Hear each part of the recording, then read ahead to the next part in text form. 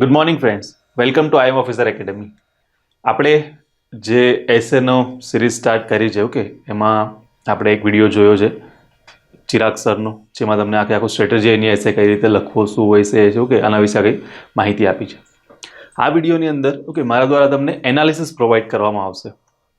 એક એનાલિસિસ આખો હોલિસ્ટિકલી ઓકે 2017થી લઈ અને 2021 સુધીમાં જેટલી પણ જીપીએસસી ક્લાસ 1 2ની એક્ઝામ લેવાય છે, એમાં જે એસેનું પેપર રહ્યું છે, ઓકે, એ એસેના પેપરમાં કયા પ્રકારના પ્રશ્નો પૂછવામાં આવ્યા છે, તો એ પ્રશ્નો વિશે આપણે માહિતી મેળવીશું.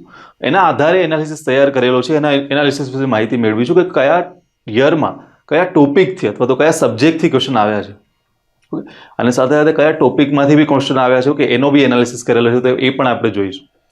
ઓકે, સ્ટાર્ટ કરીએ. આમાં ખાલી એક વસ્તુ તમને ક્લિયર કરી દો કે આ 2017થી 2021 સુધીનો આખો એનાલિસિસ છે, અને પ્લસ બીજી વસ્તુ કે આમાં એસે પેપરને જ ઇન્ક્લુડ કરવામાં આવ્યું છે. ઓકે, એસે પેપરની જ આપણે વાત કરીશું. બાકીના જેટલા બી તમારા ગુજરાતી અંદર લેંગ્વેજના પેપરમાં, ઓકે, લેંગ્વેજના ઇંગ્લિશ અને ગુજરાતી બંનેમાં જે એસે આવે છે, ઓકે, એને ઇન્ક્લુડ નથી કર્યા, કારણ કે એ ઇન્ક્લુડ કરવા જઈએ તો ઘણા બધા વધી જાય. ઓકે, તો એનો એનાલિસિસ અલગથી રાખીશું. મેઇન ટાર્ગેટ અત્યારે આપણે એવું છે કે જે 50 માર્ક્સમાં આપણો એસે પૂછાય છે, ઓકે, એના વિશે આપણે એનાલિસિસ જોઈએ. ઓકે, તો ફર્સ્ટ ઓફ ઓલ એનાલિસિસની અંદર આપણે કઈ કઈ બાબતોની ચર્ચા કરીશું. ઓકે, તો જો એક વસ્તુ તમને ક્લિયર કરી દઉં. જે બી આપણો એનાલિસિસ છે, આની અંદર પહેલાં તો આપણે ક્વેશ્ચન જોશું, કયા કયા પ્રકારના ક્વેશ્ચન્સ છે પૂછાયા છે, ઓકે, એસે કયા કયા પ્રકારના પૂછાયા છે. ઓકે, એના પછી આપણે ચેક કરશું કે કયા સબ્જેક્ટમાંથી પૂછાયા છે. તો સબ્જેક્ટ વાઇઝ ડિવિઝન બી જોઈ લેશું. જ્યારે આપણે ક્વેશ્ચનની ચર્ચા કરતા હોઈશું કે એસેની જ્યારે ચર્ચા કરીશું, યર વાઇઝ આપણે કરીશું આગળ. ઓકે, તો આ જ્યારે યર વાઇઝ આપણે ચર્ચા કરીશું ત્યારે આપણે કયા કયા સબ્જેક્ટના ક્વેશ્ચન છે એના વિશે ડિસ્કસ કરતા જશું. ઓકે, બટ એના પછી પણ આપણે અલગથી એક બોક્સ દ્વારા, એક ટેબલ દ્વારા શું કરેલું, ટેબ્યુલર ફોર્મમાં આપણે એને આખો એનાલિસિસ જોઈ લઈશું કે કયા કયા સબ્જેક્ટમાંથી કયા પ્રકારના પ્રશ્નો પૂછાયા છે. ઓકે, અને એના પછી લાસ્ટમાં આપણે ટોપિક વાઇઝ બી જોઈ લઈશું કે કયા ટોપિકમાંથી મેજોરિટી ઓફ ક્વેશ્ચન પૂછાયા છે, કે કયા ટોપિક આપણા માટે ઇમ્પોર્ટન્ટ બને, જેમ કે એજ્યુકેશન હોય, ઓકે, કોઈ એન્વાયરમેન્ટલ પ્રોબ્લેમ્સ હોય, ઓકે, એના સિવાય તમે અર્બનાઇઝેશન જો, તો આ પ્રકારના જે બી ટોપિક્સ છે, ઓકે, ત્યાંથી કન્ટિન્યુઅસ પ્રશ્નો પૂછાતા હોય છે, તો એ ખાલી એનાલિસિસ કરીને જોઈ લઈએ આપણે કે કયા પ્રકારના પ્રશ્નો, ઓકે, એ ટોપિકમાંથી પૂછાયા છે, પર્ટિક્યુલર ટોપિકની વાત કરીએ તો. ઓકે, હવે જો આ એનાલિસિસ તમને યુઝફુલ કઈ રીતે થશે, તો બટ ઓબ્વિયસ છે, કોઈ બી જ્યારે પ્રિપરેશન કરવાની તમે જે બી પેપરની સ્ટાર્ટ કરો છો, તમારી પાસે બે મેઇન સોર્સિસ હોય છે. એક તો હોય છે તમારી પાસે સિલેબસ, ઓકે, અને એક હોય છે પીવાયક્યુઝ. તો સિલેબસ તો ચલો તમારી પાસે આપેલો છે, ઓકે, અને સિલેબસમાં વધારે કઈ વસ્તુ મેન્શન કરેલી નથી, એ બી તમને બી ખ્યાલ છે. એસેના પેપરનું જે બી આપણને એનાલિસિસ મળશે, ઓકે, એના વિશે આઈડિયા મળશે, એ મેઇન આઈડિયા કઈ જગ્યાએથી મળશે, એના પીવાયક્યુઝ પરથી. ઓકે, પ્રીવિયસ યરમાં કયા પ્રકારના ક્વેશ્ચન પૂછાયા છે, એ પ્રીવિયસ યરના જે બી પ્રશ્ન પૂછાયા છે, ઓકે, એના પરથી આપણને આખો એનાલિસિસ મળશે. એના પરથી એનાલિસિસ તૈયાર કરીને આપણે શું કરવાનું રહેશે, આના પરથી જે બી એનાલિસિસ મળશે એના આધારે જ આપણે આખી સ્ટ્રેટેજી ડિસાઇડ કરવાની રહેશે. આ સ્ટ્રેટેજી ડિસાઇડ કરીશું આપણે અને એના આધારે ચાલીશું. મતલબ કે આગળના જે બી આપણા લેક્ચર રહેશે, ઓકે, આ કોર્સની અંદર જે બી લેક્ચર રહેશે, એ લેક્ચર આખા જે એસઆઈનો એનાલિસિસ કરેલો છે, આ એસઆઈના એનાલિસિસને આધારે તૈયાર કરેલા ટોપિક. ઓકે, જનરલાઇઝ કેવું હોય છે, ઓકે, કે ભાઈ ભણાવવા માટે તો કોઈ બી વસ્તુ ભણાવી શકાય. ઓકે, અત્યારે હું એક ટોપિક લઈને સ્ટાર્ટ પડી જાઉં એસેનું સમજાવવા માટે, ઓકે, તો એસે એના પરથી બની શકે, પણ એ એક્ઝામ માટે રિલેવન્ટ છે. શું પ્રીવિયસ યરમાં કોઈ પણ વખતે એ પ્રકારનો એસે પૂછાયો છે કે પ્રીવિયસ યરનો જે બી ટ્રેન્ડ્સ છે એસેનો, ઓકે, એમાં એ કોઈ જગ્યાએ સેટ થાય છે? જો એ નથી થતો તો પછી એ ટોપિક સમજવો આપણા માટે એટલો બધો રિલેવન્ટ રહેતો નથી. ઓકે, નો ડાઉટ ટોપિક આપણે બધા કવર કરીશું, પણ પ્રાયોરિટી કયા ટોપિકને આપવી, વધારે ફોકસ કયા ટોપિક પર કરવો ને, એ આપણને પ્રોવાઈડ કરશે એનાલિસિસ. ઓકે, એ આપણને આઈડિયા મળશે એનાલિસિસના આધારે. તો એટલા માટે થઈને ટોપિક કોઈ એવું નથી રહેતું કે ટોપિક જનરલાઇઝ જો કરંટમાં ચર્ચામાં છે અને સિલેબસમાં મેન્શન કરેલો છે તો એ ટોપિક આપણા માટે ઇમ્પોર્ટન્ટ થાય જ છે. બટ આપણે કયા ટોપિકને પ્રાયોરિટી આપવી છે, કયા ટોપિક ઉપર વધારે ફોકસ કરવો છે, કયા ટોપિકના વધારે ડાયમેન્શન્સને કવર કરવા છે, ઓકે, એ બધું આપણને ખબર પડશે પ્રીવિયસ યરના ક્વેશ્ચન્સ પરથી. ઓકે, તો જોઈએ કયા કયા પ્રકારના પ્રશ્નો પૂછાયા છે. આ એનાલિસિસ ખાલી બસ સમજવા માટે ને ખાલી જોવા માટે જ નહીં કે ભાઈ ચલો જોઈ લીધું એનાલિસિસ. આના આધારે અહીંયાથી જે બી તમને વસ્તુ પ્રોવાઈડ થઈ રહી છે ને, એ તમારી નોટ્સમાં પણ તમારો એનાલિસિસ તૈયાર થવો જોઈએ. ઓકે, તમારી પોતાની નોટ્સ છે જે તમે એસે માટે બનાવી રહ્યા છો કે એ નોટ્સની અંદર પણ તમારો પોતાનો એનાલિસિસ તૈયાર થવો જોઈએ. આ એનાલિસિસ જે બી કરવામાં આવ્યો છે એ મારા પર્સપેક્ટિવથી છે. ઓકે, આમાં જે મને લાગ્યું, okay, best of my knowledge, okay, એ પ્રમાણે મેં તમને એનાલિસિસ પ્રોવાઈડ કરવાનો પ્રયત્ન કરેલો છે. પણ તમને જે રીતે લાગે છે કે તમારા જે પોઈન્ટ ઓફ વ્યૂ છે, તમારી જે સ્ટ્રેટેજી બનવાની છે, કે તમારી સ્ટ્રેટેજી અલગ હશે તો તમારો પોઈન્ટ ઓફ વ્યૂ પણ અલગ હશે, અને પોઈન્ટ ઓફ વ્યૂ અલગ છે તો તમારો એનાલિસિસ પણ થોડો અલગ બનશે.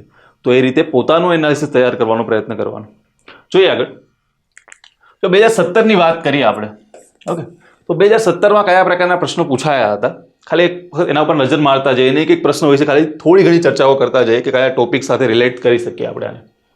ફર્સ્ટ ક્વેશ્ચન છે લોકતંત્ર, ન્યાયતંત્ર. ઓકે, પહેલા પોઈન્ટ આપી દીધો ન્યાયતંત્ર. લોકશાહીના આદર્શો અને નાગરિકોના, તો અહીંયા 2-4 વર્ડ મળ્યા. લોકશાહી નાગરિકોના રોજિંદા જીવનને જાળવી રાખવામાં મહત્વની ભૂમિકા અદા કરે છે. ઉપરોક્ત વિધાન પરિપ્રેક્ષમાં ભારતની સર્વોચ્ચ અદાલત દ્વારા, ઓકે, ખાલી ને ખાલી કોની વાત કરે છે? સુપ્રીમ કોર્ટની જ વાત કરે છે અહીંયા. આપવામાં આવેલા સીમાવર્તી ચુકાદાઓ, ઓકે, ઇટ્સ ઓકે, ચુકાદાઓની પ્રદાન વિશે ચર્ચા કરો. જે બી લેન્ડમાર્ક જજમેન્ટ આપવામાં આવ્યા છે કે ઓનરેબલ સુપ્રીમ કોર્ટ દ્વારા, આ સુપ્રીમ કોર્ટ દ્વારા આપવામાં આવેલા જે બી જજમેન્ટ છે, ઓકે, એ કઈ રીતે, એ કયા જજમેન્ટ, ઓકે, બધા જજમેન્ટની એ વાત નથી કરવાની, એવા જજમેન્ટ કે જે શું કરતા હોય, લોકશાહીના આદર્શો છે એને પ્રોટેક્ટ કરતા હોય, સાથે સાથે નાગરિકના રોજિંદો જીવન, આમાં તમે સિમ્પલ કહી શકો કે આ શું વાત કરી રહ્યું છે? ફંડામેન્ટલ રાઇટ્સની વાત કરી રહ્યું છે. ઓકે, જે બી ફંડામેન્ટલ રાઇટ્સ છે નાગરિકોના, એને પ્રોટેક્ટ કરવામાં. ઓકે, એના સિવાય બી ઘણા બધા રાઇટ્સ છે, ખાલી ફંડામેન્ટલ રાઇટ્સ નહીં, એના સિવાય બી અધર જે કોન્સ્ટિટ્યુશનલ રાઇટ્સ છે, ઓકે, એને પ્રોટેક્ટ કરવામાં, અને સાથે સાથે લોકશાહી છે, કે ડેમોક્રેસી છે, આ ડેમોક્રેસીને પ્રોટેક્ટ કરવામાં સુપ્રીમ કોર્ટના ચુકાદાઓએ કઈ રીતે પ્રદાન કર્યું છે. ઓકે, અમુક ચુકાદાઓ પછી શું થતું હોય છે, જો કોઈ જગ્યાએ કોઈ ફંડામેન્ટલ રાઇટનું ઉલ્લંઘન થઈ રહ્યું છે તો કોઈને કોઈ ચુકાદા દ્વારા શું કરવામાં આવ્યું છે, એ કોઈ કાયદા દ્વારા થઈ રહ્યું છે, કોઈ સંસ્થા દ્વારા થઈ રહ્યું છે, તેને શું કરવામાં આવ્યું છે? સુપ્રીમ કોર્ટ દ્વારા એને નાબૂદ કરવામાં આવ્યું છે, કાયદા ઉપર સ્ટે લગાવવામાં આવ્યો છે, અથવા તેને ચેન્જ કરવા માટે કહેવામાં આવ્યું છે. તો આ પ્રકારના જેટલા બી ચુકાદાઓ છે, ઓકે, એ ચુકાદાઓ શું કરવાનો છે, તમારામાં મેન્શન કરવાનો છે, એના વિશે આખા ચર્ચા કરવાની રહે છે. ઓકે, તો આ તમે ડાયરેક્ટલી કહી શકો કે આ પોલિટી સાથે રિલેટેડ છે. ઓકે, પોલિટીમાં બી તમે કદાચ સબ ટોપિકમાં જાઓ તો ડાયરેક્ટલી તમે કહી શકો જ્યુડિશરી સાથે રિલેટેડ ટોપિક છે. હવે આગળ જાઓ તો વસ્તી વિષયક ડિવિડન્ડ, ડેમોગ્રાફિક ડિવિડન્ડની ખાતરી લાંબા સમય સુધી રહેશે નહીં. Okay, a promise of demographic dividend not stay long. Okay, વધારે લાંબા સમય સુધી રહેશે નહીં, not last long. ઓકે, કારણ કે તમને ખ્યાલ છે, ઓકે, ડેમોગ્રાફિક ડિવિડન્ડ્સ કોને કહેવામાં આવે છે? તો સિમ્પલ વસ્તુમાં તમે સમજો, એવી એજ ગ્રુપ, ઓકે, એવું એજ ગ્રુપ કે જે વર્કિંગ એજ ગ્રુપ તમે કન્સિડર કરી શકો. કે અત્યારે આપણે ઇકોનોમિકના કોન્સેપ્ટમાં વધારે નથી જતા, જસ્ટ તમને ખાલી કહેવા જાઓ કે ભાઈ એવું એજ ગ્રુપ કે જે શું હોય, વર્કિંગ એજ ગ્રુપ તમે કહી શકો, એ કામ કરવા માટે સક્ષમ હોય. ઓકે, તો એવું એજ ગ્રુપ અત્યારે ઇન્ડિયામાં તમે સિમ્પલ વસ્તુમાં કહું તો યંગ. ઓકે, ઇન્ડિયામાં જ્યારે યંગ જનરેશન તમે જોવા જશો, કે યંગ જનરેશનની પોપ્યુલેશન જોવા જશો, તો હવે શું થઈ રહી છે? ધીરે ધીરે વધી રહી છે. ઇન્ડિયા એકદમ યંગ કન્ટ્રી છે અત્યારે. એક સમય એવો આવશે કે જે આપણું યંગ જનરેશન છે ને, ઓકે, એ સૌથી પીક પર હશે. પછી શું થશે? ત્યાંથી પછી ધીમે ધીમે યંગ જનરેશન છે એને ઘટવાની શરૂઆત થશે. ઓકે, ફોર એક્ઝામ્પલ તમે અત્યારે જો કેવું, એ તો મતલબ કે જે બી લોકોના જન્મ થયા છે, ઓકે, 1980ના દાયકામાં લો, 90ના દાયકામાં લો, ઓકે, 2000ના દાયકામાં તો એટલા બધા નાના કહેવાશે, પણ 80ના 90ના દાયકામાં જે લોકોના જન્મ થયા છે, કે ઓલમોસ્ટ બધા યંગ. તમે ખ્યાલ છે કે ત્યારે શું થયું? વસ્તી વિસ્ફોટ થયો હતો. ઓકે, તો વસ્તી વિસ્ફોટ થવાને કારણે શું, ઘણા બધા લોકોનો જન્મ થયો હતો. અને હવે શું થઈ રહ્યું છે?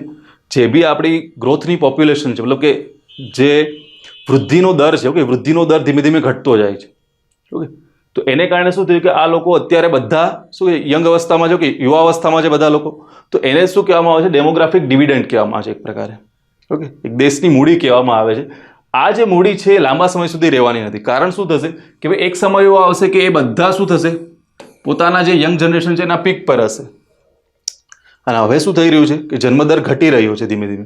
જો જન્મદર ઘટતો જશે તો આ યંગ જનરેશન પણ ધીમે ધીમે ઘટતી જશે અને વૃદ્ધાવસ્થામાં પરિણમશે, કે વૃદ્ધોની સંખ્યા વધતી જશે દેશમાં. તો વૃદ્ધો તો પછી એટલું બધું કામ નહીં આપી શકે. કે તો અત્યારે ઇન્ડિયા પાસે શું છે? ઓપોર્ચ્યુનિટી છે. અને એ જ કહેવામાં આવી રહ્યું છે કે લાંબા સમય સુધી રહેશે નહીં.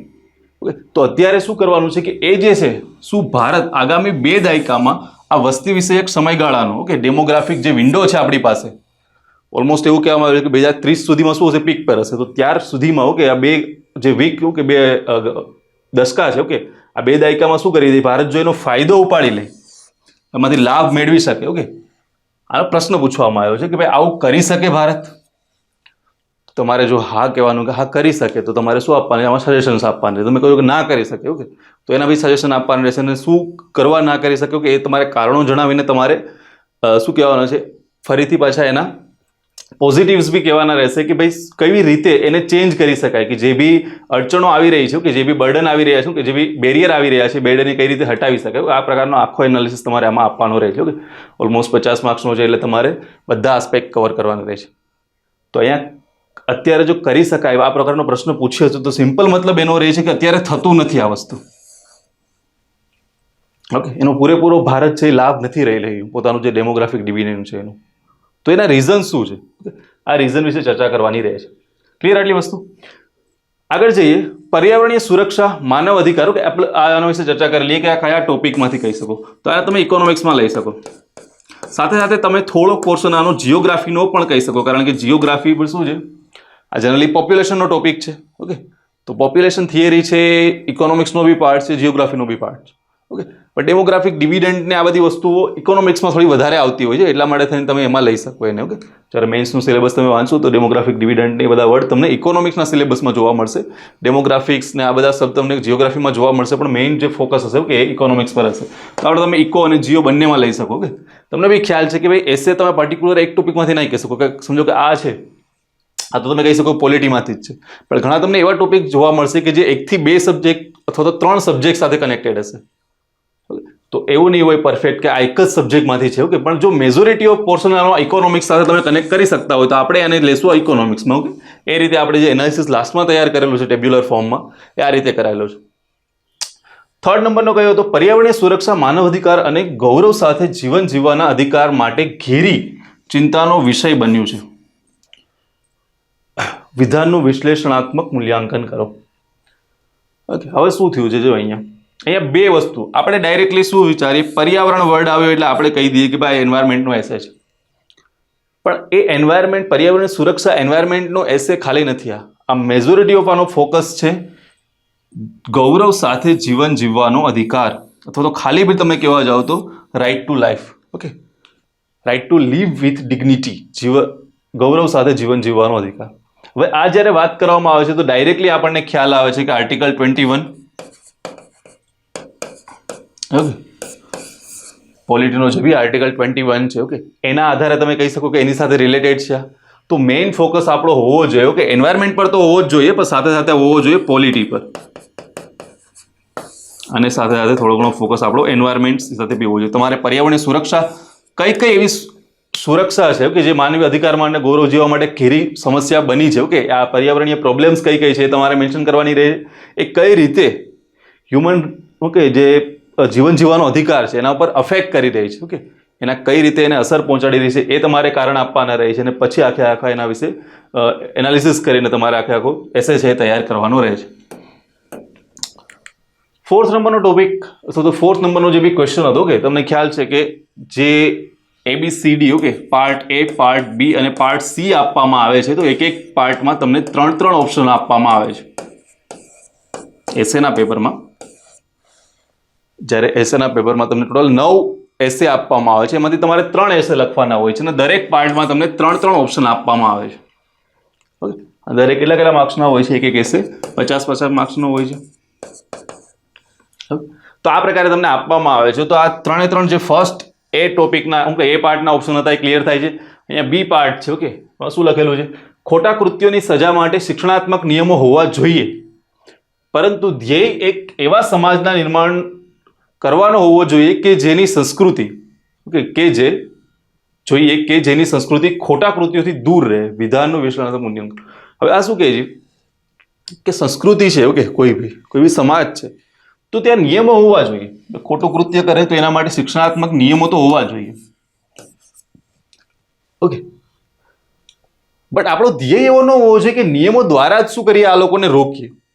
ધ્યેય શું હોવો જોઈએ, ધ્યેય એવો હોવો જોઈએ કે એવા સમાજનું નિર્માણ કરીએ આપણે કે જેની સંસ્કૃતિ શું હોય, ખોટા કૃત્યોથી દૂર રહે એવા સમાજ એવી સંસ્કૃતિનું નિર્માણ કરીએ કે જે શું કરે, જે બી ખોટા કૃત્યો કરવાના છે એનાથી દૂર રહે. ઓકે, તો એ આપણો મેઇનલી શું હોવો જોઈએ? ધ્યેય હોવો જોઈએ. તો જો આવો ધ્યેય હશે તો આમાં તમારે કોન્ટ્રાસ્ટ આપવાનો છે. પહેલા તો ભાઈ નિયમો છે, ઓકે, એ નિયમો કઈ રીતે હેલ્પ કરે છે શેમાં? ખોટા કૃત્યોથી તમારે બચાવવામાં. ઓકે, અને એ આપ્યા બાદ તમારે આખો આ રીતે એનાલિસિસ આપવાનો છે કે ભાઈ જે બી સંસ્કૃતિ છે, લોકોના જે બી મેન્ટાલિટી છે, ઓકે, જે એથિકલ વેલ્યુઝ છે એની અંદર, એ કઈ રીતે આપણે ડેવલપ કરવી જેથી કરીને શું રહે કે આ પ્રકારના ખોટા કૃત્યો કરવાથી એ દૂર રહે. અને આખું શું કરવાનું છે? આનું વિવેચનાત્મક મૂલ્યાંકન કરવાનું છે તમારે. તો આ તમે કહી શકો એથિક્સનો ટોપિક છે, ઓકે, અથવા તો તમે કહી શકો એથિકલ એસે છે એક પ્રકારે. ઓકે, એથિક્સ અને જે રૂલ્સ છે, ઓકે, રૂલ્સ એન્ડ એથિક્સ, આ પ્રમાણે તમે બંનેને કોન્ટ્રાસ્ટ લઈને જોઈ શકો છો, કે બંનેને એક સાથે લઈને જોઈ શકો છો. મેઇનલી તમારે આમાં જે કહેવાનું છે એ શું છે કે ભાઈ નિયમો તો હોવા જોઈએ જ. ઓકે, એ તો કેવું છે, મસ્ત છે, એમાં કોઈ પ્રોબ્લેમ નથી. બટ જે નિયમો છે, ઓકે, એનો ધ્યેય છે અથવા તો નિયમોના આધારે આપણો ધ્યેય એવો ન હોવો જોઈએ કે ભાઈ નિયમો દ્વારા જ શું કરીએ, જે બી ખોટા કૃત્યો છે એને રોકીએ. મેઇન ફોકસ આપણો હોવો જોઈએ છે એના ઉપર કે ભાઈ સંસ્કૃતિ અથવા તો માનવ છે, ઓકે, એના માઇન્ડ, ઓકે, અથવા તો એના વિચારો છે એવા ડેવલપ કરીએ કે જે ખોટા કૃત્યો કરવાથી દૂર રહે. ઓકે, સમજદારી અને સંવેદનશીલતા, સેન્સિબિલિટી એન્ડ સેન્સિટિવિટી, ભારતમાં સમાજ કલ્યાણના કાર્યક્રમોના ઘડતર અને અમલીકરણના મુખ્ય ઘટકો છે. હવે આમાં શું કહેવામાં આવે છે કે ભાઈ જો જ્યારે બી શું કરવામાં આવે, વેલફેર સ્કીમનું ડેવલપ કરવામાં આવે, ઓકે, કલ્યાણ કાર્યક્રમો કે સમાજ કલ્યાણ કાર્યક્રમો, સોશિયલ વેલફેર સ્કીમ, કોઈ બી સોશિયલ વેલફેર પ્રોગ્રામ છે, એનું જ્યારે ઘડતર કરવામાં આવે ત્યારે જો બે વસ્તુનું આપણે ધ્યાન રાખીએ છીએ, સેન્સિબિલિટી અને સેન્સિટિવિટી.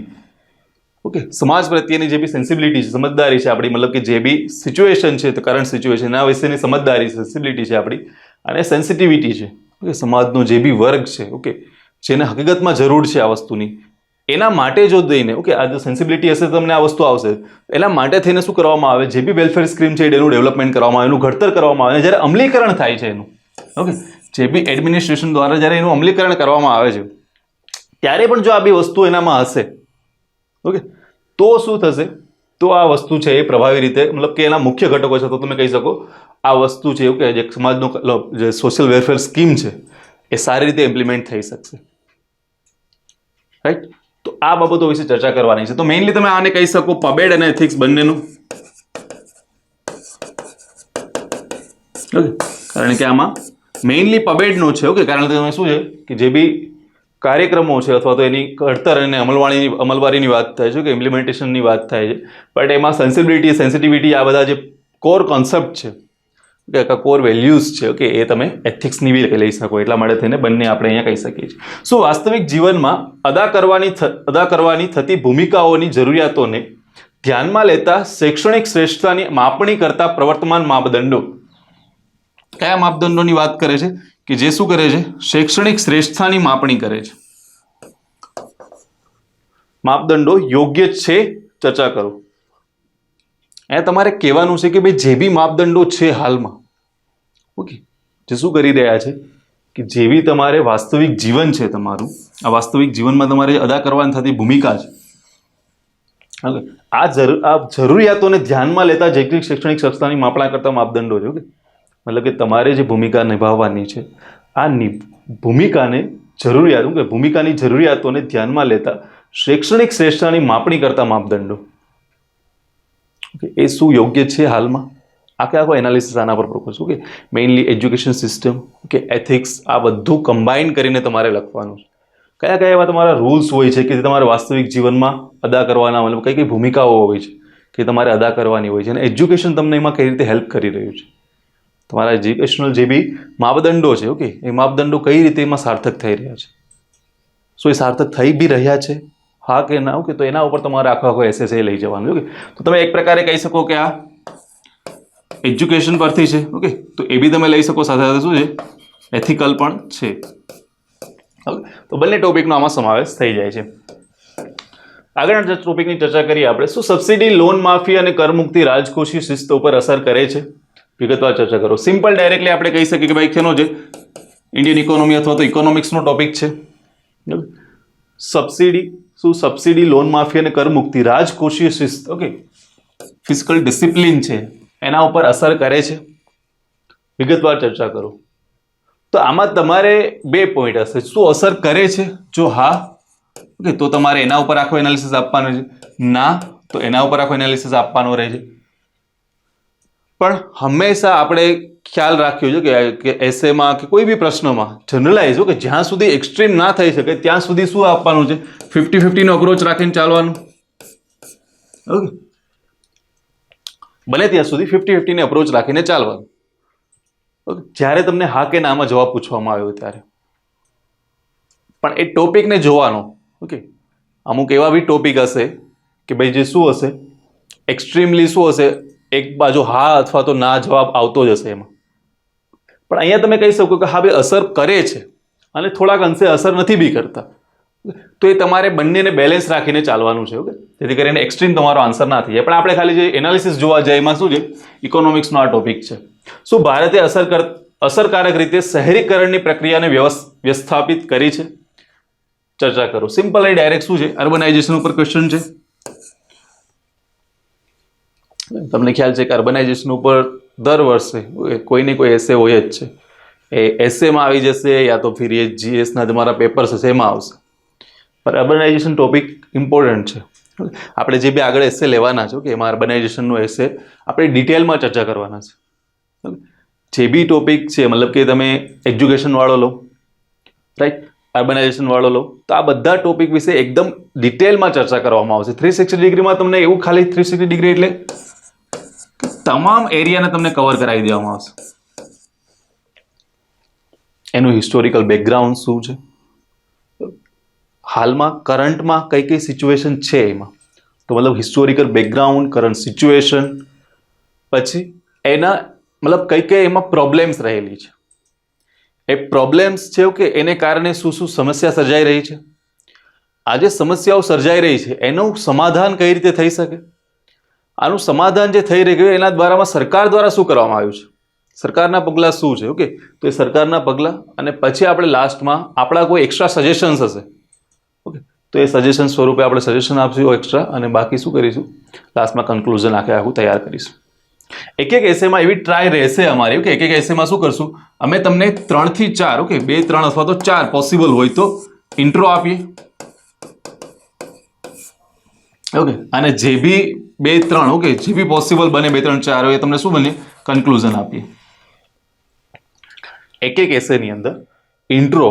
ઓકે, ફોર એક્ઝામ્પલ આપણે અર્બનાઇઝેશનનો ટોપિક લીધો તો અર્બનાઇઝેશન ઉપરથી કોઈ બી પ્રકારે એસે બની શકે. તો આપણે એવું નથી કરવા બેસવાનું કે ભાઈ એક અર્બનાઇઝેશનનો એસે જોયો, એક ટોપિક પરનો ફરીથી પાછો અર્બનાઇઝેશનનો એસે જોયો. આપણે જ્યારે બી અર્બનાઇઝેશનનો ટોપિક સમજીશું, ઓકે, આ તો ખાલી અર્બનાઇઝેશન તમને એક્ઝામ્પલ આપ્યું છે, બીજો કોઈ બી આપણે ટોપિક સમજીશું તો એક સાથે એનો 360 ડિગ્રી એનાલિસિસ કરી લેશું. જો એનાલિસિસ થઈ ગયેલ હશે તો પછી કોઈ પણ પ્રકારે એના પરથી શું પૂછાય છે, એસે પૂછાય છે, આપણને ઇશ્યુ નહીં થાય. ઓકે, આપણે એમ લખવા માટે આપણી પાસે શું હશે, ભરપૂર માત્રામાં કન્ટેન્ટ હશે. તો આ વસ્તુ તમને થશે કે તમને શું મળશે, અહીંયા 2 થી 3 ઇન્ટ્રો મળશે. તમને ખ્યાલ છે કે ભાઈ ઇન્ટ્રો તમે કોઈ બી રીતે શરૂઆત કરી શકો. તમે એનેકડોટ દ્વારા, કોઈ કહાની, કોઈ વાર્તા દ્વારા કે જે તમારા મતલબ કે સત્ય પ્રસંગ હોય એના દ્વારા, તો આ પ્રકારે એનેકડોટ દ્વારા, તમે કોઈ બી કોટ હોય, ઓકે, સારા એવા કોઈ જે બી મહાન મતલબ વિભૂતિઓ થઈ ગયા છે કે જે મહાન લોકો છે એમના કોઈ બી કોટ હોય તો એ તમે મેન્શન કરી શકો, એના દ્વારા શરૂઆત કરી શકો. સિમ્પલી ડાયરેક્ટ અર્બનાઇઝેશન શું હોય છે કે ટર્મને તમે એક્સપ્લેન કરીને બી શરૂઆત કરી શકો. ઓકે, પછી કોઈ રિપોર્ટ આવ્યો હોય, કોઈ ડેટા કોઈ જાહેર થયો હોય, હાલમાં કોઈ ઇન્ડેક્સિસ બહાર પડ્યો હોય, સરકાર દ્વારા કોઈ રિપોર્ટ બહાર પાડવામાં આવ્યો, જેમ કે નીતિ આયોગ દ્વારા હાલમાં થોડોક ટાઈમ પહેલા અર્બનાઇઝેશન ઉપર એક રિપોર્ટ બહાર પાડવામાં આવ્યો છે, અર્બન પ્લાનિંગ ઉપર. તો આ પ્રકારના કોઈ રિપોર્ટ દ્વારા બી તમે શું કરી શકો, શરૂઆત કરી શકો છો. તો એ પ્રકારના તમને 2 થી 3 અથવા તો પોસિબલ હશે તો 4 સુધી શું કરશું, એક જ ટોપિકના ઇન્ટ્રો આપવામાં આવશે. ઓકે, જેથી કરીને શું થાય કે તમને એટ ધેટ ટાઈમે જે યોગ્ય લાગે, જે યાદ આવે છે, જે ટોપિક પ્રમાણે ફિટ બેસે છે એ પ્રકારનો તમે ઇન્ટ્રો તમે શું કરી શકો છો, એના વિશે લખી શકો છો. ઓકે, અને સાથે જે બી તમારો બોડી પાર્ટ હશે, ઓકે, બોડી પાર્ટમાં તમને ભરપૂર ફેક્ટ આપવામાં આવશે. જે બી એની પ્રોબ્લેમ્સ હશે, ઓકે, જે બી એના સોલ્યુશન હશે, ગવર્મેન્ટ ઇનિશિયેટિવ, એ તો આપવામાં આવશે. એના સિવાય બી તમને લખવા માટે એક્સ્ટ્રા ઘણા બધા ફેક્ટ અને ડેટા આપવામાં આવશે. ફોર એક્ઝામ્પલ, ડેટા ફેક્ટ કેવા, તો ભાઈ અર્બનાઇઝેશન ઉપર અત્યાર સુધીમાં જેટલા બી રિપોર્ટ્સ આવ્યા છે, ઓકે, આપણે બહુ પાસ્ટમાં નહીં જઈએ પણ એક વર્ષની વાત કરીએ. ઓકે, 2021માં જે બી રિપોર્ટ્સ આવ્યા છે એ રિપોર્ટ્સ, કોઈ બી ઇન્ડેક્સિસ બહાર પડ્યા છે અર્બનાઇઝેશન ઉપર, તો એ ઇન્ડેક્સિસ, આ બધાનો ડેટા તમને શું કરવામાં આવશે, એની સાથે અવેલેબલ કરાવવામાં આવશે. તો તમને એ કન્ટેન્ટ તમારી પાસે જે ભેગું થશે એક જ ટોપિક પરનું, એ ટોપિક પરનું કન્ટેન્ટ તમે એસેમાં બી યુઝ કરી શકશો, તમે એને જીએસમાં પણ યુઝ કરી શકશો, કે બંને જગ્યાએ તમે શું કરી શકશો, એનો યુઝ કરી શકશો. તો આ વસ્તુ આ પ્રકારે આપણો આખો જે પ્રોગ્રામ છે એ ચાલશે, જેથી કરીને શું થશે કે દરેક ટોપિક ઉપર તમારી પાસે એટલું ઇનફ કન્ટેન્ટ તમારી પાસે હશે કે એના પછી તમને એ ટોપિક કોઈ બી જગ્યાએ પૂછાય છે કે તમે લખવા માટે તમારી પાસે ઘણું બધું કન્ટેન્ટ. તમને ખ્યાલ છે કે ભાઈ કોઈ બી ટોપિક હશે ને તો એક પ્રિપરેશન કરવાવાળો વ્યક્તિ હશે કે જે થોડોક ટાઈમથી પ્રિપરેશન કરી રહ્યો છે, એ એટલીસ્ટ લખી શકશે એના ઉપર કે ભાઈ શું શું પ્રોબ્લેમ્સ છે. ઓકે, પણ એ કેવી રહેશે, વેગ એકદમ રહેશે.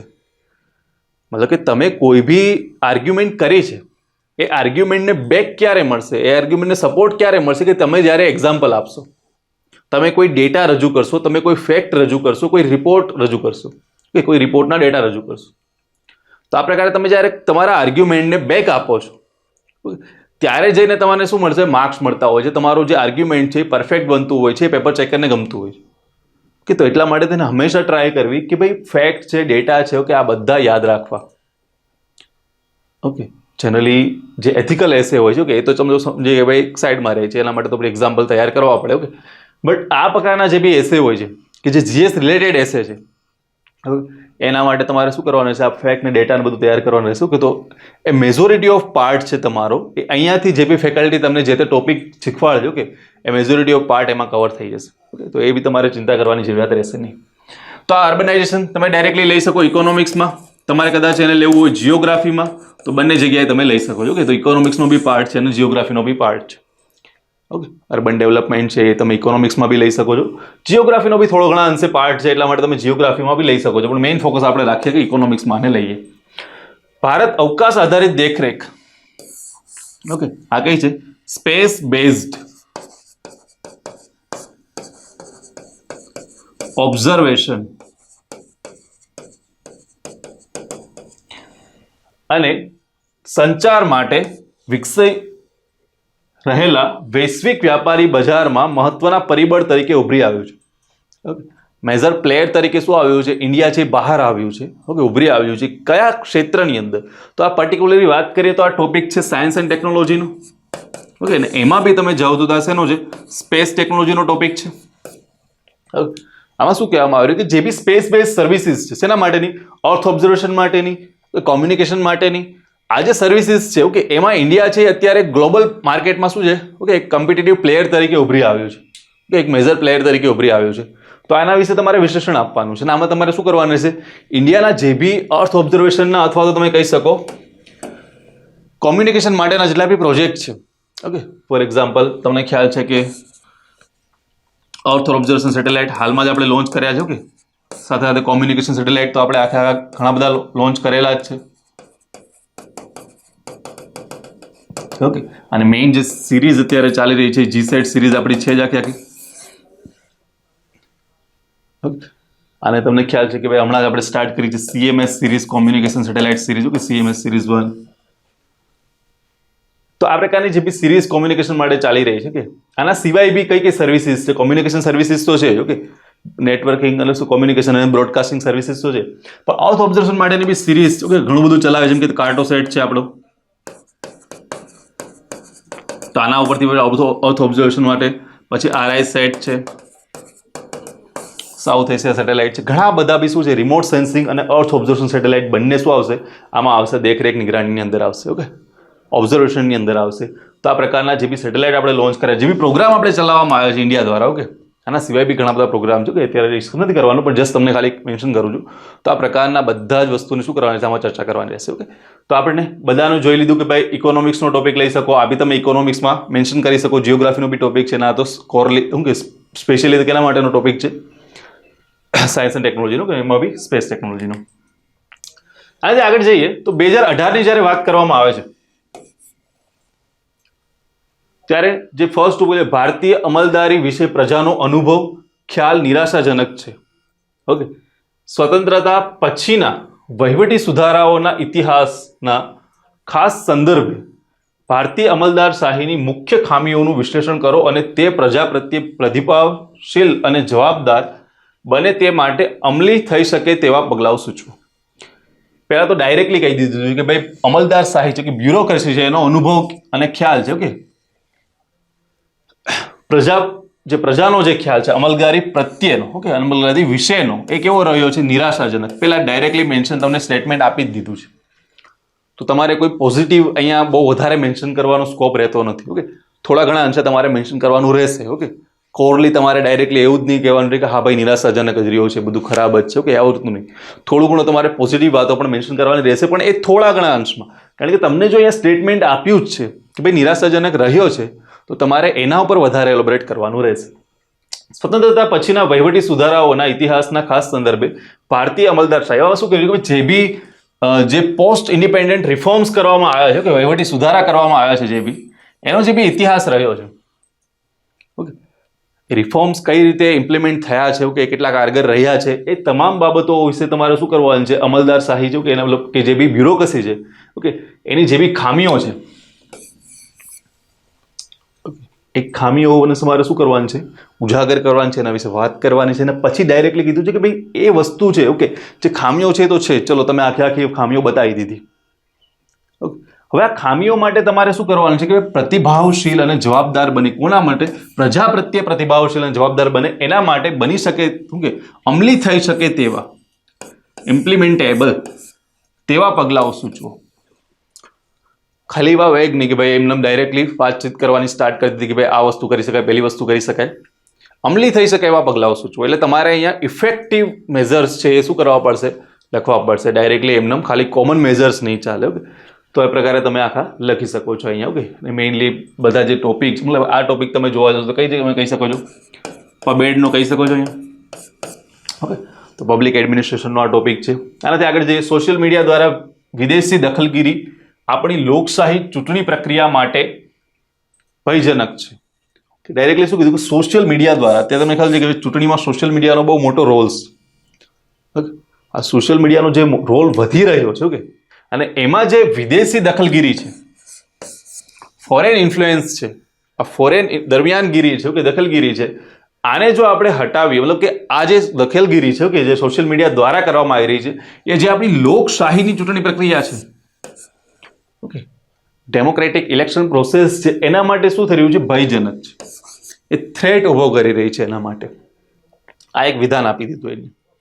ભારતના પ્રવર્તમાન લોકશાહી શાસનના ઢાંચાને સુદૃઢ બનાવવા સારું તમે ઈચ્છતા સમગ્રલક્ષી, ઓકે, તમે ઈચ્છતા, તમને જ કીધું હતું કે તમને જે બી ઈચ્છતા હોય કે સમગ્રલક્ષી ચૂંટણી સુધારાઓની ટૂંકમાં ચર્ચા કરો.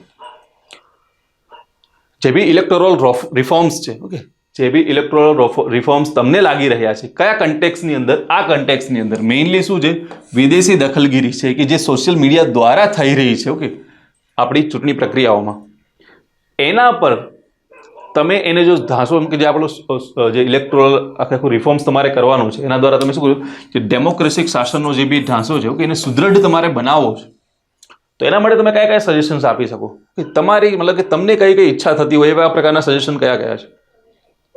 તો આ પ્રકારે તમારે પોતાના સજેશન્સ આપવાના છે અહીંયા, જેનો મેઇન ફોકસ હોવો જોઈએ. કે સજેશન તમે ઘણા બધા આપવાના છે, કે એવું જ નથી કે મેઇન ફોકસ ખાલી આના ઉપર જ રાખવાનું છે, પણ મેઇન ફોકસ આના ઉપર હોવો જોઈએ. બાકીના તમે સજેશન્સ આપી શકો છો.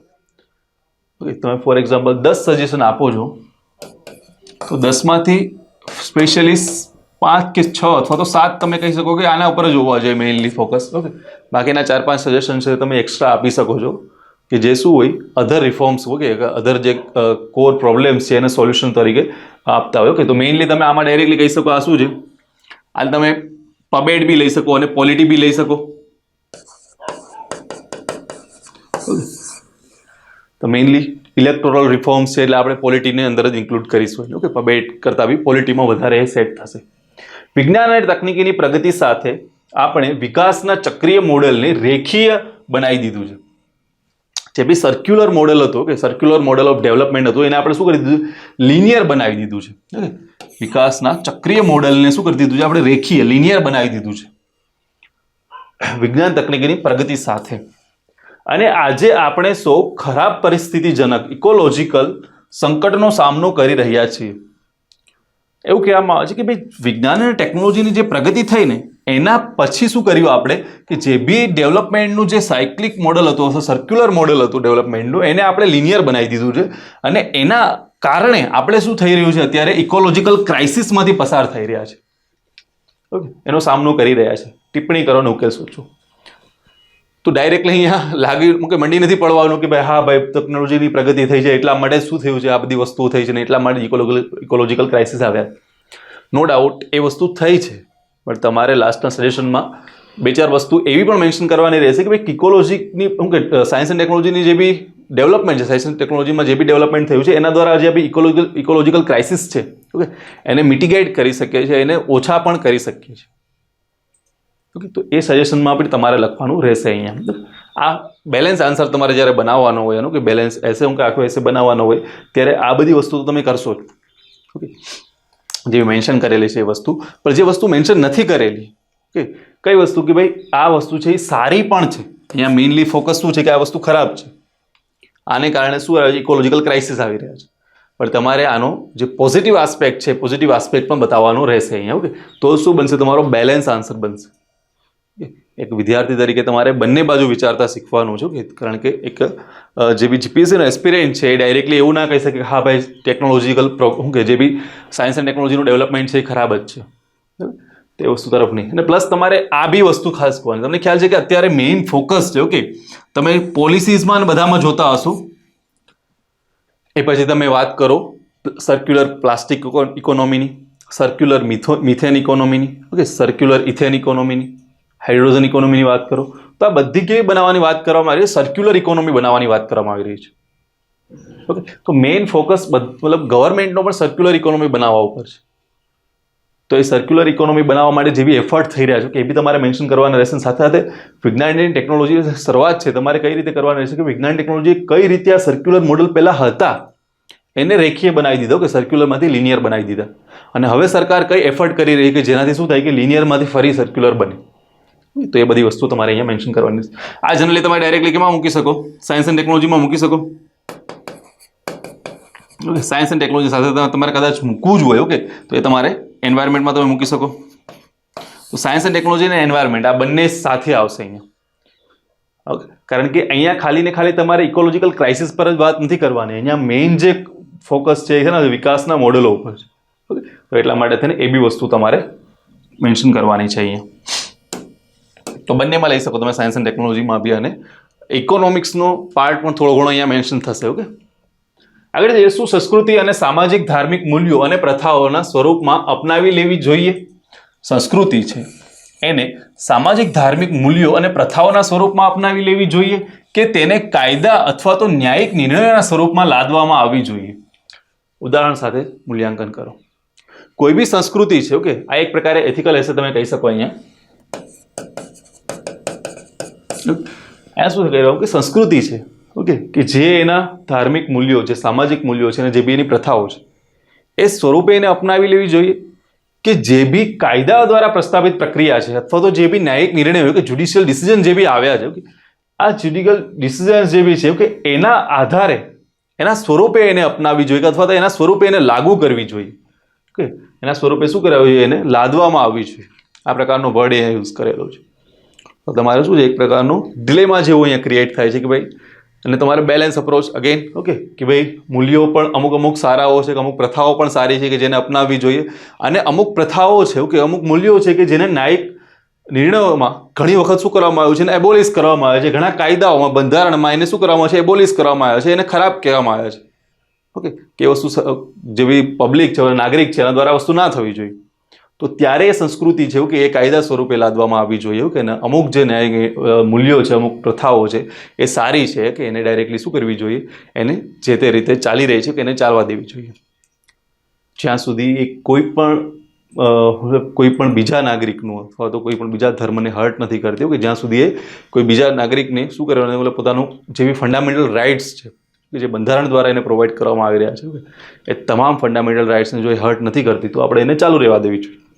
તો સારી પ્રથાઓને ચાલુ રહેવા દેવી જોઈએ અને જે ખરાબ પ્રથાઓ છે એને કાયદાઓ દ્વારા વિસ્થાપિત કરવી જોઈએ. ઓકે, તો આ પ્રકારે તમારો બેલેન્સ અપ્રોચ દ્વારા તમે શું કરી શકો છો, ઉદાહરણો સાથે.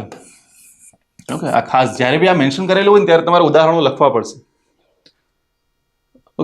તમારે ઉદાહરણો અહીંયા મેન્શન કરવા પડશે. આ તમે જો મેન્શન કરશો કે આમાં તમે ઘણા બધા મતલબ કે એથિકલ એસે તો છે જ, સાથે સાથે તમારે શું કરવાનું છે,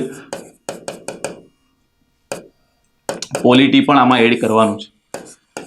ઘણા બધા કાયદાઓ, ઘણા બધા ડિસિઝન્સ કે આ બંને જ્યારે ભેગું થશે, ઓકે, મતલબ કે એથિકલ અને પોલિટિકલ આ બંને જ્યારે નોલેજ ભેગું થશે ત્યારે જઈને શું થશે, આનો જે એસે છે આખો તૈયાર થશે. આગળ જઈએ, શું શહેરી માઓવાદ, ઓકે, અર્બન માઓઇઝમ છે, શહેરી માઓવાદ છે, રાષ્ટ્રીય અખંડતા માટે ભયજનક છે, threat, okay, is urban Maoism is a threat to national dignity અથવા તો national integrity, okay, national integrity છે, ઓકે, રાષ્ટ્રીય અખંડિતતા છે, એના માટે શું છે, એ ભયજનક છે. ઓકે, એક પ્રકારે તમે કહી શકો સિક્યોરિટીનો ક્વેશ્ચન છે, પણ તમને ખ્યાલ છે કે ભાઈ સિક્યોરિટીના બહુ મેજર મતલબ વધારે પડતા પ્રશ્નો પૂછાણા નથી, અને અત્યાર સુધીમાં એક જ પ્રશ્ન પૂછાણો છે, જે 2018માં પૂછાયો એ. તો સિક્યોરિટીના વધારે પ્રશ્નો પૂછાતા નથી, કારણ કે શું છે કે ભાઈ ગુજરાતમાં આ પ્રકારના સિક્યોરિટીના જે બી કન્સર્ન છે એ બહુ ઓછા છે, ઇન્ડિયા લેવલે છે. ઓકે, તમને બી ખ્યાલ છે કે ભાઈ લેફ્ટ વિંગ એક્સ્ટ્રીમિઝમ છે, ઓકે, આ બધી અર્બન માઓઇઝમ છે, ઓકે, જે બી નોર્થ ઇસ્ટમાં ચાલી રહ્યું છે, છત્તીસગઢમાં ચાલી રહ્યું છે, ઓકે, આ પ્રકારના જે બી સિક્યોરિટી રિલેટેડ કન્સર્ન્સ છે, ઓકે, આ બધા તો છે જ, પણ એ ઇન્ડિયા લેવલે વધારે છે. ઓકે, ને જે મેઇન જે આપણને પેપર અહીંયા આપવામાં આવી રહ્યું છે, ઓકે, એ જો જીપીએસસી દ્વારા બનાવવામાં આવી રહ્યું છે, જે બી આપણી સર્વિસીસ છે એ જો ગુજરાતમાં રહીને આપવાની છે, ઓકે, તો એ ફોકસ એ રીતે કરે છે, ઓકે, કે ભાઈ જે ગુજરાત રિલેટેડ પ્રોબ્લેમ્સ છે, ઓકે, ઇન્ડિયા લેવલે જ છે જ, પણ એ ગુજરાતને પણ અફેક્ટ કરતી હોય એના પરથી ક્વેશ્ચન વધારે નીકળે. તો આ પ્રકારના પ્રશ્નો તમને ઓછા જોવા મળશે. આ એક જ પ્રશ્ન પૂછાયો છે કે જે સિક્યોરિટી રિલેટેડ હોય, કે ગુજરાતમાં એટલા સિક્યોરિટી થ્રેટ છે નહીં, તો એટલા માટે થઈને ત્યાંથી બધા પૂછાતા નથી. પણ એક યાદ રાખવાનું કે સિક્યોરિટી રિલેટેડ પ્રશ્નો છે. આપણી શૈક્ષણિક સંસ્થાઓનું જ્ઞાનના મંદિરો તરીકે પુનર્ગઠન કરવા માટેના ઉદ્યોગ સાહસિકતા અને વૈજ્ઞાનિક અભિગમની સાથે ભારતીય મૂલ્ય પ્રણાલીનો સમાવિષ્ટ કરતા શૈક્ષણિક સુધારાઓ લાંબા સમયથી પડતર છે, ચર્ચા કરો. ઓકે, આ તમને ખ્યાલ છે કે ભાઈ આ જે બી ન્યૂ એજ્યુકેશન પોલિસી આવી, ઓકે, એની પહેલાનો પ્રશ્ન છે 2020નો. એટલા માટે શું કહેવામાં આવ્યું કે આપણી જે બી શૈક્ષણિક સંસ્થાઓ છે એને જો આપણે જ્ઞાનના મંદિર તરીકે પુનર્ગઠન એનું કરવું છે, કે એને જ્ઞાનના મંદિર બનાવવા છે, તો એના માટે થઈને બે મેઇન ફોકસ કરવામાં આવી રહ્યો છે. કે કઈ ફોકસ? આંતરપ્રેન્યોરશિપ, કે ઉદ્યોગ સાહસિકતા ઉપર, અને વૈજ્ઞાનિક અભિગમ, સાયન્ટિફિક અપ્રોચ. તો આ બંને વસ્તુઓ ઉપર ફોકસ કરીને તમે જ્યારે શું કરશો, જે બી મૂલ્ય પ્રણાલી છે, કે ભારતીય મૂલ્ય પ્રણાલી છે, કે એનું શું કરશો, એને સમાવિષ્ટ કરતા શૈક્ષણિક સુધારાઓ કરશો. કે ભારતીય મૂલ્ય પ્રણાલીમાં શું સમાવેશ થવો જોઈએ, સાયન્ટિફિક અભિગમ બી હોવો જોઈએ, કે સાયન્ટિફિક અપ્રોચ બી હોવી જોઈએ, અને સાથે સાથે એન્ટરપ્રેન્યોરશિપ બી હોવી જોઈએ. કે આ બંને ટેમ્પરામેન્ટથી તમે જ્યારે સુધારાઓ કરો છો ત્યારે જઈને શું થશે, એક સારું મતલબ કે જે આપણા શૈક્ષણિક સંસ્થાઓ છે એ જ્ઞાનના મંદિર તરીકે શું થશે, એનું પુનર્ગઠન થશે. અને આ પ્રકારના સુધારાઓ શું છે, ઘણા લાંબા સમયથી પડતર છે.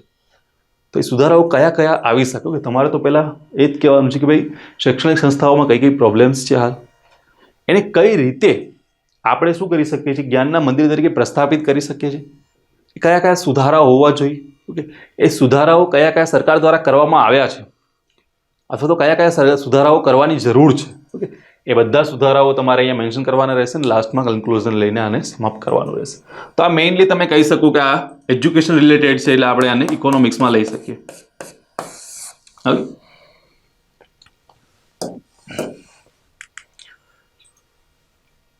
જે સી પાર્ટ છે, ઓકે, સી પાર્ટમાં તમે જોવા જશો તો શાસક પક્ષ સાથે શાસન કરવાનો આદેશ છે. ઓકે, શાસક પક્ષ પાસે શાસન કરવાનો આદેશ છે.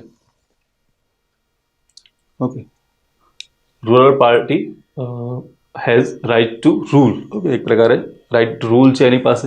જ્યારે વિરોધ પક્ષ પાસે વિરોધ કરવાનો, શાસક પક્ષ પાસે ખાલી શાસન કરવાનો આદેશ છે અથવા તો એની પાસે હક છે, એનો એક કહીએ.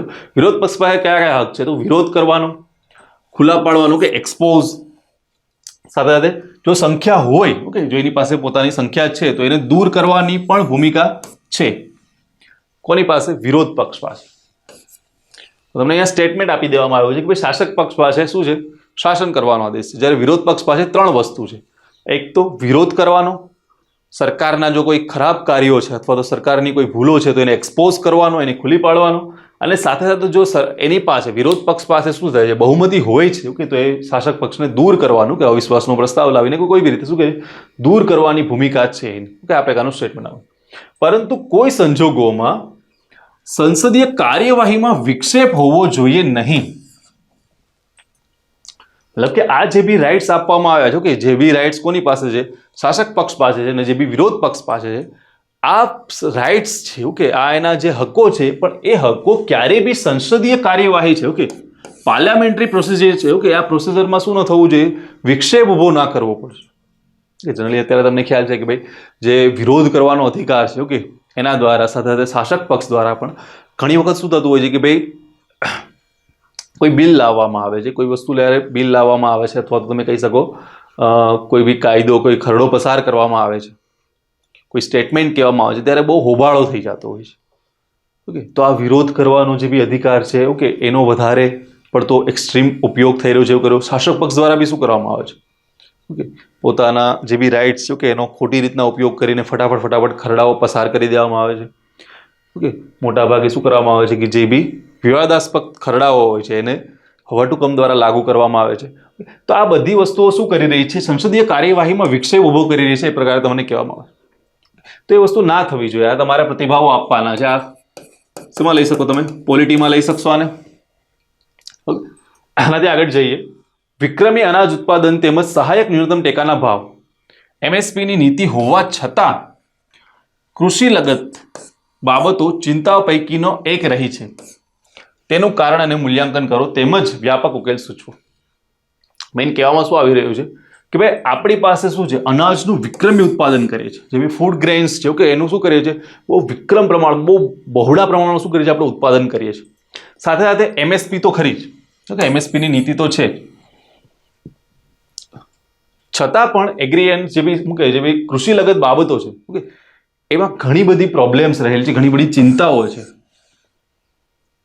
ઓકે. કૃષિ લગત બાબતો છે, ઘણી બધી ચિંતાઓનો વિષય રહી છે, ઓકે, એક ચિંતાનો વિષય રહી છે હંમેશાથી.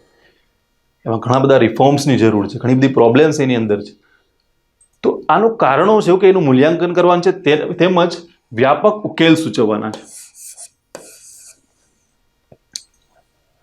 તો શું કામ આવું છે, આ બધી બાબતો છે, સબસિડીઝ છે, એવું કે ટેકાના ભાવ છે, સાથે સાથે ઉત્પાદન બી બહુ બહોળા પ્રમાણમાં થઈ રહ્યું છે, છતાં પણ આવી પ્રોબ્લેમ શું કામ છે કે ભાઈ કિસાનને આત્મહત્યા કરવી પડે છે, ઓકે, વારંવાર શું કરવું પડે, સબસિડી માટે, MSP માટે આંદોલનો કરવા પડે છે. આ બધી વસ્તુઓ જ્યારે તમે મેન્શન કરશો, ઓકે, એનું મૂલ્યાંકન કરશો અને સાથે સાથે એના સજેશન્સ આપશો કે ભાઈ આ વસ્તુઓ છે તો એને દૂર કઈ રીતે તમે કરી શકો છો, એ પ્રકારે જ્યારે સજેશન્સ આપશો ત્યારે તમારે શું બનશે, આખો આન્સર બનશે. એટલે તમે લઈ શકો ઇકોનોમિક્સમાં, ઓકે, ઇકોનોમિક્સમાં એગ્રીકલ્ચર ટોપિકમાં તમે આને લઈ શકો છો. નીચે જોવા જઈએ, ભ્રષ્ટાચારને નાથવા માટે ઈ ગવર્નન્સ એક હકારાત્મક પગલું છે, ઓકે. મેઇન ફોકસ શું છે આનો, ઈ ગવર્નન્સ, ઓકે, પણ શેના બાબતે, તો ભ્રષ્ટાચારને ફોકસ કરવા માટે, ભ્રષ્ટાચારને નાથવા માટે. સુનિયોજિત ભ્રષ્ટાચારને, ઓકે, એ તમે કહો સિસ્ટમેટિક કરપ્શન, ઓકે,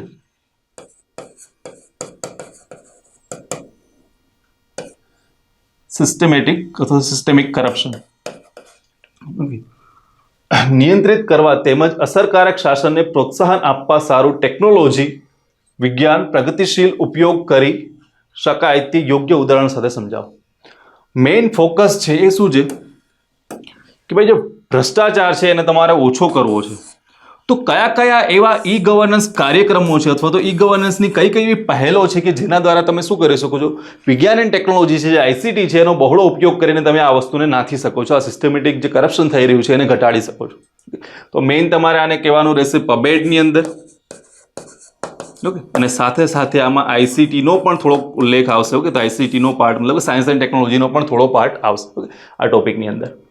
તો આપણે 2 વર્ષની ચર્ચાઓ કરી લીધી છે, ઓલમોસ્ટ 2017 અને 2018ની, ઓકે. જો આ જે એક્ઝામ છે ને, ઓકે, એનું એક્ઝામ તમે જ્યારે નોટિફિકેશન જોવા જશો, કે એડવર્ટાઇઝમેન્ટ નંબર જોવા જશો, તો પહેલી હતી 16-17 વાળી હતી, આ 17-18 વાળી છે, ઓકે. પણ એડવર્ટાઇઝમેન્ટ નંબર આપણે નથી જોતા, આપણે જે ઉપર જે ડેટ લખેલી છે ને એ ડેટ એ વર્ષની લખેલી છે કે જે વર્ષમાં એ પેપર લેવાયું છે. ઓરિજિનલીમાં જે ક્વેશ્ચન સેટ કરવા બેસ છે ને એ ત્યારની ઘટનાઓ કયા પ્રકારની છે એ જોશે. એ નોટિફિકેશન અથવા એડવર્ટાઇઝમેન્ટ નંબર નહીં જોઈએ કે ભાઈ 16-17ની એડવર્ટાઇઝમેન્ટ નંબર છે તો 16-17માં જે પ્રોબ્લેમ હતી એ આપણે ફોકસ કરીએ, ઓકે. તો એ ફોકસ નથી કરવામાં આવતો, એટલા માટે તેને શું કર્યું છે આપણે જે બી અહીંયા નંબર લખેલું છે કે જે વર્ષમાં એ મેઇન્સની એક્ઝામ લેવામાં આવી છે, આ પેપર લેવામાં આવ્યું છે, કે એ વસ્તુ લખેલી છે. હવે તમને ખ્યાલ છે કે 19ની જે બી નોટિફિકેશન હતી, ઓકે, 2019-20ની, એ તમને ખ્યાલ છે કે શું થયું હતું, કોરોનાના કારણે એની એક્ઝામ નથી લઈ શકાય, ઓકે, અને એ ડિલે થઈ હતી. આપણે ડિલે થઈ, એટલી ડિલે થઈ કે શું થયું, 2020માં પણ ના લેવાય અને છેક 2021માં લેવાઈ હતી. એટલા માટે થઈને 2021માં અત્યાર સુધીમાં શું થયું, 2 મેઇન્સ લેવાય છે જીપીએસસી ક્લાસ 1-2ની, તો 2 પેપર છે આપણા 2020ના. ઓકે, તો આ જે બી પેપર છે એ ક્યારનું છે, જે માર્ચમાં એક્ઝામ લેવાઈ હતી, ઓકે, જે નોટિફિકેશન હતી 2019-20ની જે બી નોટિફિકેશન હતી, ઓકે, એ નોટિફિકેશનના આધારે જે મતલબ એ જે મેઇન્સ હતી, ઓકે, એને મેઇન્સની આપણે વાત કરવાની છે અહીંયા. તો એમાં જે એસએનું પેપર હતું એમાં શું હતું, ફર્સ્ટ ટોપિક તો ભારતની નવી શિક્ષણ નીતિ 2020, શિક્ષણ વ્યવસ્થાની કાયાપલટ કરવાનું, ઓકે, રિવાઇટલાઇઝેશન કરવાનું છે એજ્યુકેશનનું, ઓકે, શિક્ષણ વ્યવસ્થા છે, એજ્યુકેશન સિસ્ટમ છે, એનું ધ્યેય ધરાવે છે. ડાયરેક્ટલી તમારે આના ઉપર ચર્ચા કરવાની છે. એક સેન્ટેન્સ આપી દીધું, તમને વાક્ય જ આપી દીધું, એના ઉપર શું કરવાની ચર્ચા કરવાની છે તમારે. તો આ તો તમને ખ્યાલ જ છે કે એક્સપેક્ટેડ ક્વેશ્ચન હતો કે ભાઈ ન્યૂ એજ્યુકેશન પોલિસી આવી હતી, તો એના પરથી એક્સપેક્ટેડ ક્વેશ્ચન હતો અત્યારે, ઓકે. તો આ પ્રકારના શું કરશું, જે બી આપણે એસએનો આપણે કોર્સ છે, ઓકે, એની અંદર તમને જે બી કરંટમાં ચર્ચામાં ટોપિક્સ છે, ઓકે, કે જેમાંથી 50 માર્ક્સનો એસે બની શકે એવો છે. તમને ખ્યાલ છે કે જનરલી શું થતું હોય છે કે ભાઈ નાનો પ્રશ્ન 10 માર્ક્સનો બનાવવો, 15 અથવા 20 માર્ક્સનો એસે બનાવવું, કે એના માટે તમને ઘણા ટોપિક મળી રહેશે કરંટની અંદર, પણ એના પરથી 50 માર્ક્સનો એસે તૈયાર કરવો, ઓકે, આવડો મોટો ટોપિક બહુ ઓછા પ્રમાણમાં મળશે, ઓકે. તો એટલા માટે થઈને આપણી પાસે શું હશે, સિલેક્ટિવ ટોપિક હશે કે જેના પરથી એસે આવવાની, કરંટ બેઝ એસે આવવાની સંભાવનાઓ હશે, ઓકે. તો એ તો આપણે કવર કરી જ લઈશું, રાઈટ.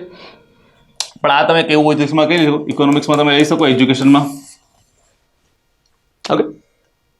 શું ITES information technology enabled services મહામારીના સમયમાં કારગર પુરવાર થઈ શકે? ઓકે, ડાયરેક્ટલી તમે કહી શકો આ શું છે, આઈસીટીનો પાર્ટ છે, અને સાથે સાથે તમે લઈ શકો પબેટની અથવા ગવર્નન્સની અંદર લઈ શકો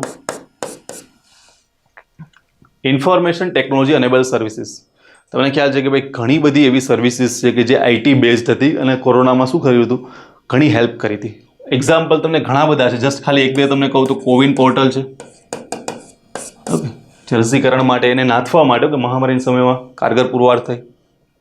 આના સિવાય બી, ઓકે, ઘણા બધા પ્લેટફોર્મ હતા કે જે સરકાર દ્વારા ઓનલાઈન પ્લેટફોર્મ ચલાવવામાં આવ્યા હતા, ઓકે. પણ મેઇન આને તમે જો લેવું હોય કે તમે શેમાં લઈ શકો, સાયન્સ એન્ડ ટેકનોલોજીમાં લઈ શકો, ICTની અંદર લઈ શકો, અને સાથે સાથે થોડું ઘણું ગવર્નન્સ પબેટને તમે બી એડ કરી શકો છો આ ટોપિકની અંદર.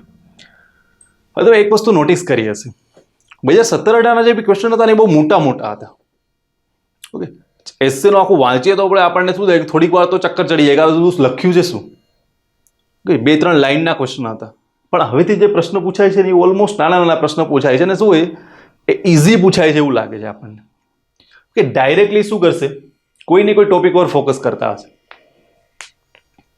મતલબ કે અહીંયા શું થાય છે કે જે પહેલાના એસે હતા કે એ એસેમાં તમારી પાસે જો બધું કન્ટેન્ટ છે, ઓકે, એક સાથે નથી, પણ શું છે બધું અલગ અલગ કન્ટેન્ટ છે, તો બી તમે થોડું ઘણું ભેગું કરીને લખી શકશો.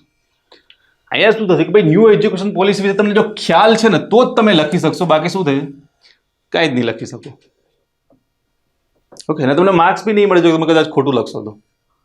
અહીંયા ડાયરેક્ટલી ઇન્ફોર્મેશન અનેબલ સર્વિસીસ જે બી તમને ખ્યાલ છે, ઓકે, જે કોવિડમાં કામ લાગી હતી, તો કામ લાગી શકે એવી હોય છે, કે જે ડેવલપ કરવામાં આવી રહી છે, એ તમને ખ્યાલ હશે તો જ લખી શકશો, બાકી તમે લખી નહીં શકો, ઓકે. તો એટલા માટે થઈને એસે આમ ઇઝી થઈ ગયા છે. હવે તમારે વધારે પૂરતા ડાયમેન્શન્સ આમાં આપવાની જરૂરિયાત રહેતી જ નથી, વધારે એનાલિટિકલ નથી રહ્યા, ઓકે. આ જે પ્રશ્ન પૂછાયા છે વધારે એનાલિટિકલ નથી રહ્યા, કેવા છે, ફેક્ચ્યુઅલ બેઝ વધારે છે, ઓકે. મતલબ કે અલગ અલગ ડાયમેન્શન્સ તમારે કવર કરવાની જરૂરિયાત નથી રહેતી. આમાં શું થાય છે, જે બી આ ટોપિક આપવામાં છે એ ટોપિકના જ ડાયમેન્શન તમારે કવર કરવાની જરૂરિયાત રહે છે, ઓકે.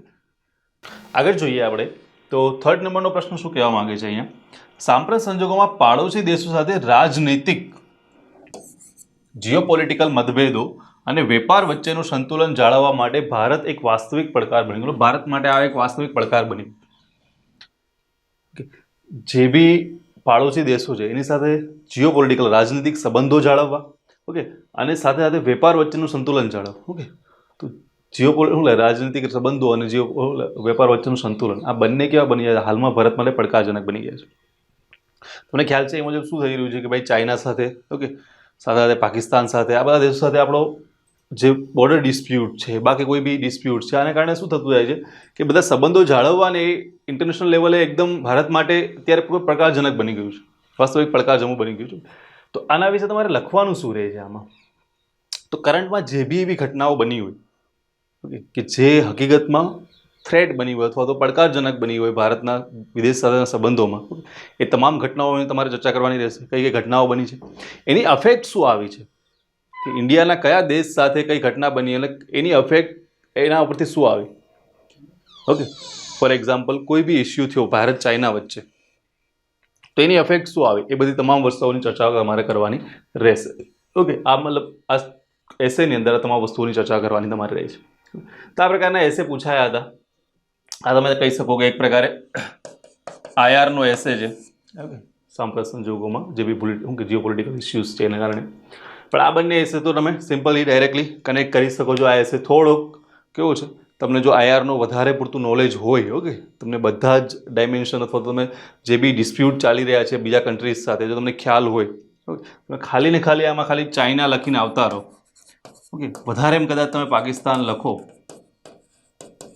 તો આ બે જ દેશો ના ચાલે. એકાદ બીજા કોઈ કન્ટ્રીઝને બી તમારે ઉલ્લેખ કરવો પડે કે જેની સાથે આપણા કોઈ બી ડિસ્પ્યુટ ચાલી રહ્યા હોય હાલમાં. ઓકે, ક્લિયર એટલી વસ્તુ?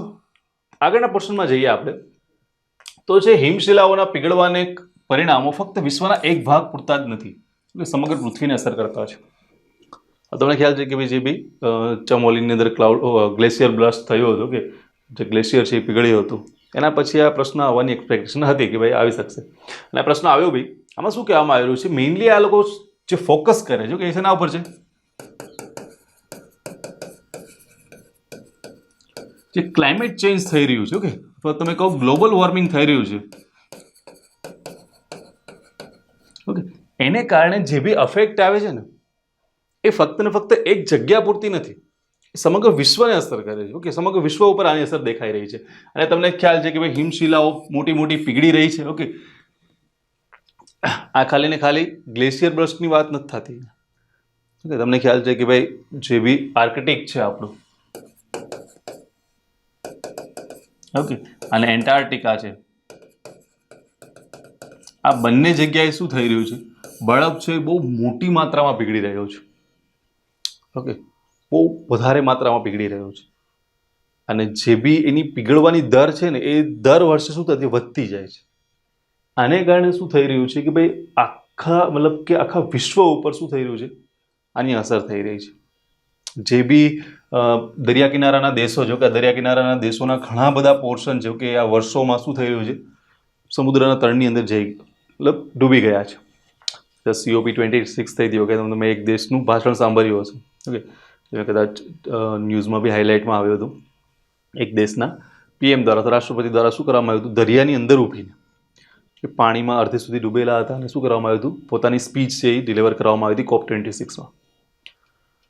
એનું એવું કહેવું હતું, એવું ક્લેમ હતું કે ભાઈ થોડાક વર્ષો પહેલાં આ જગ્યા છે ત્યાં પાણી હતું નહીં, પણ ગ્લોબલ વોર્મિંગને કારણે શું થઈ રહ્યું છે, આટલે સુધી પાણી છે એ આવી ગયું છે. ઓકે, તો કન્ટિન્યુઅસ શું થઈ રહ્યું છે કે જે બરફ પીગળવાની દરને કારણે જે બી દરિયા કિનારાના દેશો છે એના ઉપર બહુ મોટો ખતરો ઊભો થઈ રહ્યો છે. ઓકે, તો આ ફેક્ટ તમારે યાદ રાખવાનું રહેશે. નાના પરથી આખો તમારે ઇસ્યુઝ કહેવા રહેશે કે ભાઈ ગ્લોબલ વોર્મિંગ છે અથવા તો જે બરફ પીગળવાની ઘટના છે કે એનું કારણ શું છે, કઈ કઈ જગ્યાએ ઘટી રહી છે, એનાથી શું શું થ્રેટ ઊભા થશે. ઓકે, બાકીના બી જે બી ઇસ્યુઝ છે કે એ તમારે લખવાના રહેશે. પછી એના સોલ્યુશન્સ તમારે દેવાના રહેશે. જે બી એફર્ટ્સ ગવર્મેન્ટ દ્વારા અથવા તો વૈશ્વિક લેવલે કરવામાં આવી રહી છે એફર્ટ્સ વિશે તમારે મેન્શન કરવાનું રહેશે. લાસ્ટમાં એક સારું કન્ક્લુઝન લખીએ. ઓકે, એ કન્ક્લુઝન લખીને આને સમાપ્ત કરવાનું રહેશે. જનરલી તમે ડાયરેક્ટલી આને લઈ શકો, એન્વાયરમેન્ટ સાથે કનેક્ટ કરી શકો. અને થોડો ઘણો કદાચ જીઓગ્રાફીનો પાર્ટ તમારે લેવો હોય તો લઈ શકો, પણ જીઓગ્રાફી વધારે મેન્શન ના કરો, એન્વાયરમેન્ટ તમે મેન્શન કરો તો વધારે ચાલે છે. તમારા પૂર્વગામીઓ એવી પરંપરાઓથી ઉછર્યા હતા. એક પ્રકારે શું છે ખબર છે કે જે બી IASની ફર્સ્ટ અધિકારીઓની પ્રથમ બેચ હતી ને, ઓકે, એને સંબોધતા વખતે સરદાર વલ્લભભાઈ પટેલે એક વિધાન કીધું હતું કે ભાઈ આ વિધાન જે બી આખું કીધું છે એમને, ઓકે, છે કે અહીંયાથી લઈને અહીંયા સુધીનું આ વિધાનના આધારે તમારે આખો એસે તૈયાર કરવાનો હતો. ઓકે, કે ભાઈ જે કોલોનિયલ આખું જે માઇન્ડસેટ હતો આખું એને કઈ રીતે ચેન્જ કરવામાં આવ્યું છે, અથવા તો એ માઇન્ડસેટ કયા પ્રકારનો હતો અને અત્યારે હાલ શું જરૂરિયાત છે, એમાં કઈ રીતે ચેન્જ આવ્યો છે, અથવા તો હજી પણ કયા પ્રકારના શું છે એ જે દૂષણો છે કોલોનિયલો કે એ આપણામાં જોવા મળી રહ્યા છે, બ્રિટિશ સમયના હજી પણ એ દૂષણો જોવા મળી રહ્યા છે. તો એ બધી વસ્તુઓની ચર્ચા આમાં કરવાની રહેશે. ઓકે, તો આ તમે પબેડનું કહી શકો. ઓકે, એના સિવાય તમે જોવા જાઓ તો આઝાદી પછીના ભારતમાં આર્થિક સુધારાઓ વિકાસ ગાથાનું મૂલ્યાંકન. સિમ્પલ ક્વેશ્ચન કે જે બી ઇકોનોમિક રિફોર્મ્સ આવ્યા છે, ઓકે, પોસ્ટ ઇન્ડિપેન્ડન્સ, તો આ પોસ્ટ ઇન્ડિપેન્ડન્સ આવેલા જે બી ઇકોનોમિક રિફોર્મ્સ છે એના વિશે ડાયરેક્ટલી ચર્ચા કરવાની રહેશે. જનરલી કયા કયા ઇકોનોમિક રિફોર્મ્સ આવ્યા છે, એના પહેલાં તો કારણો કે ભાઈ આ કારણને કારણે આ પ્રકારનું ઇકોનોમિક રિફોર્મ્સ લાવવામાં આવ્યું, એની અસર શું થઈ. ઓકે, તાત્કાલિક અસર, દૂરોગામી અસર, પોઝિટિવ અસર, નેગેટિવ અસર, અને સાથે સાથે ઓકે એમાં ઇમ્પ્લિમેન્ટેશનથી કઈ પ્રકારની સમસ્યાઓ સર્જાય. ઓકે, એના પછી કયું ઇકોનોમિક રિફોર્મ્સ આવ્યું, આ બધી ચર્ચાઓ કરવાની રહેશે. મેઇન તમારો જે ફોકસ રહેશે એવું કે કોના પર રહેશે? એલપીજી પર 1991ના. ઓકે, એના પર એની દૂરોગામી અસરો તમારે ચેક કરવાની રહેશે, કઈ કઈ આવી છે, હાલમાં કઈ અસરો છે એની. ઓકે, અને પ્લસ તમારા સજેશન્સ કોઈ હોય કે ભાઈ આ પ્રકારના ઇકોનોમિક રિફોર્મ્સની હજી જરૂરિયાત છે તો એને થોડા ઘણા મેન્શન હો કે એકાદ નાનો પેરેગ્રાફમાં તમે શું કરી શકો, મેન્શન કરી શકો છો એને. ઓકે, તો આ ઇકોનો પ્રશ્ન છે કે ઇકોનોમિક્સનો એજ્યુકેશન રિફોર્મ્સ તમે ડાયરેક્ટલી ઇકોનોમિક્સમાં લઈ શકો છો એને. આગળ જઈએ. ભારત તેના સોફ્ટ પાવર થકી આગળ વધી રહ્યું છે. ઓકે, ઇન્ડિયા જે ડેવલપ થઈ રહ્યું છે તો એના સોફ્ટ પાવરના આધારે થઈ રહ્યું છે. સાંપ્રત સંદર્ભમાં આ વિધાનનું વિશ્લેષણ કરો. તમારે કરંટ સિચ્યુએશનના આધારે વિશ્લેષણ કરવાનું હતું. કહેવામાં આવેલું છે કે ભાઈ ઇન્ડિયાનું સોફ્ટ પાવર છે એ વધારે પાવરફુલ છે. સોફ્ટ પાવરને કારણે ઇન્ડિયા આગળ વધી રહ્યું છે. તો કરંટમાં કઈ એવી ઘટનાઓ બની છે કે જે દર્શાવે છે કે ઇન્ડિયા સોફ્ટ પાવરને લીધે આગળ વધી રહ્યું છે. તો એ ઘટનાઓ વિશે તમારે મેન્શન કરવાનું હતું કે આ એસેની અંદર એના વિશે લખવાનું રહે છે કે આ પ્રકારનો એસે કયા પ્રકારનો છે કે આ તમને પર્ટિક્યુલર ઘણા બધા એક્ઝામ્પલ તમારે આની અંદર આપવા પડશે. ઓકે, આમાં ખાલી વાતો નહીં ચાલે કે હા ભાઈ ઇન્ડિયા સોફ્ટ પાવરને આગળ વધી રહ્યું છે, સોફ્ટ પાવર બહુ સારી વસ્તુ છે. ઓકે, સોફ્ટ પાવરને લીધે આપણે કોઈ આપણો દુશ્મન નથી બનતો, બધા મિત્રો બને છે અને આ બધાને સાથે લઈને ચાલી શકીએ છીએ. આ પ્રકારના વિધાનો તો બધા કોમન લક્ષ. તમારે અહીંયા મેક્ઝિમમ શું આપવા પડશે? ઉદાહરણો. ઓકે, એક્ઝામ્પલ્સ વધારે આપવા પડશે તમારે. એટલા મેક્ઝિમમ તમે એક્ઝામ્પલ આપી શકો છો કે ભાઈ ઇન્ડિયા કઈ રીતે સોફ્ટ પાવરનું પોતાનું પ્રેઝન્ટ કરી રહી છે, અથવા તો કઈ એવી ઘટના છે અથવા તો કઈ એવી સિચ્યુએશન બની રહી છે ઓકે કે જેમાં દર્શાય મતલબ જે દેખાઈ આવે છે કે ઇન્ડિયા અહીંયા સોફ્ટ પાવર પોતાનો યુઝ કરી રહ્યો છે અથવા તો સોફ્ટ પાવરને કારણે ભારતને ફાયદો થઈ રહ્યો છે. તો એ બધું તમારે એમાં મેન્શન કરવાનું રહેશે. ઓટીટી છે ઓકે, ઓવર ધ ટોપ પ્લેટફોર્મની વ્યાપકતાએ પરંપરાગત મનોરંજન સામે શું કર્યું છે? તીવ્ર સ્પર્ધા ઊભી કરી છે. શું આ કારણે ઓકે પર્ટિક્યુલર કારણ કીધું કે શું આ જ કારણે ઓટીટી પ્લેટફોર્મ માટે નિયમનકારી ઉપાયોની જરૂર ઊભી થઈ છે? ખાલી એક જ તમને પૂછ્યું છે કે જે આ ઓટીટી પ્લેટફોર્મ છે ને, જે પરંપરાગત મનોરંજન હતું કે જેમ કે સિનેમા છે ઓકે, થિયેટરની અંદર મૂવીઝ ને આ બધું જે ટીવી છે ઓકે, આ બધા સામે શું કર્યું છે? એક પ્રકારે કોમ્પિટિશન ઊભું કર્યું છે. તો શું આ કારણે આના ઉપર પ્લેટફોર્મ પર રેગ્યુલેશન જરૂરી છે? તો તમે કહી શકો કે ના, આ એક કારણને કારણે રેગ્યુલેશન જરૂરી નથી. તો સિમ્પલ વસ્તુ છે ને ભાઈ, શું કે તીવ્ર સ્પર્ધા ઊભી કરી તો સારી વસ્તુ છે કે આ લોકોને બી આગળ શું કે એવી સ્પર્ધામાં ટકવું હોય તો એ લોકોને બી સારી ક્વોલિટી અને સારું બધું કન્ટેન્ટ પ્રોવાઈડ કરવું પડશે.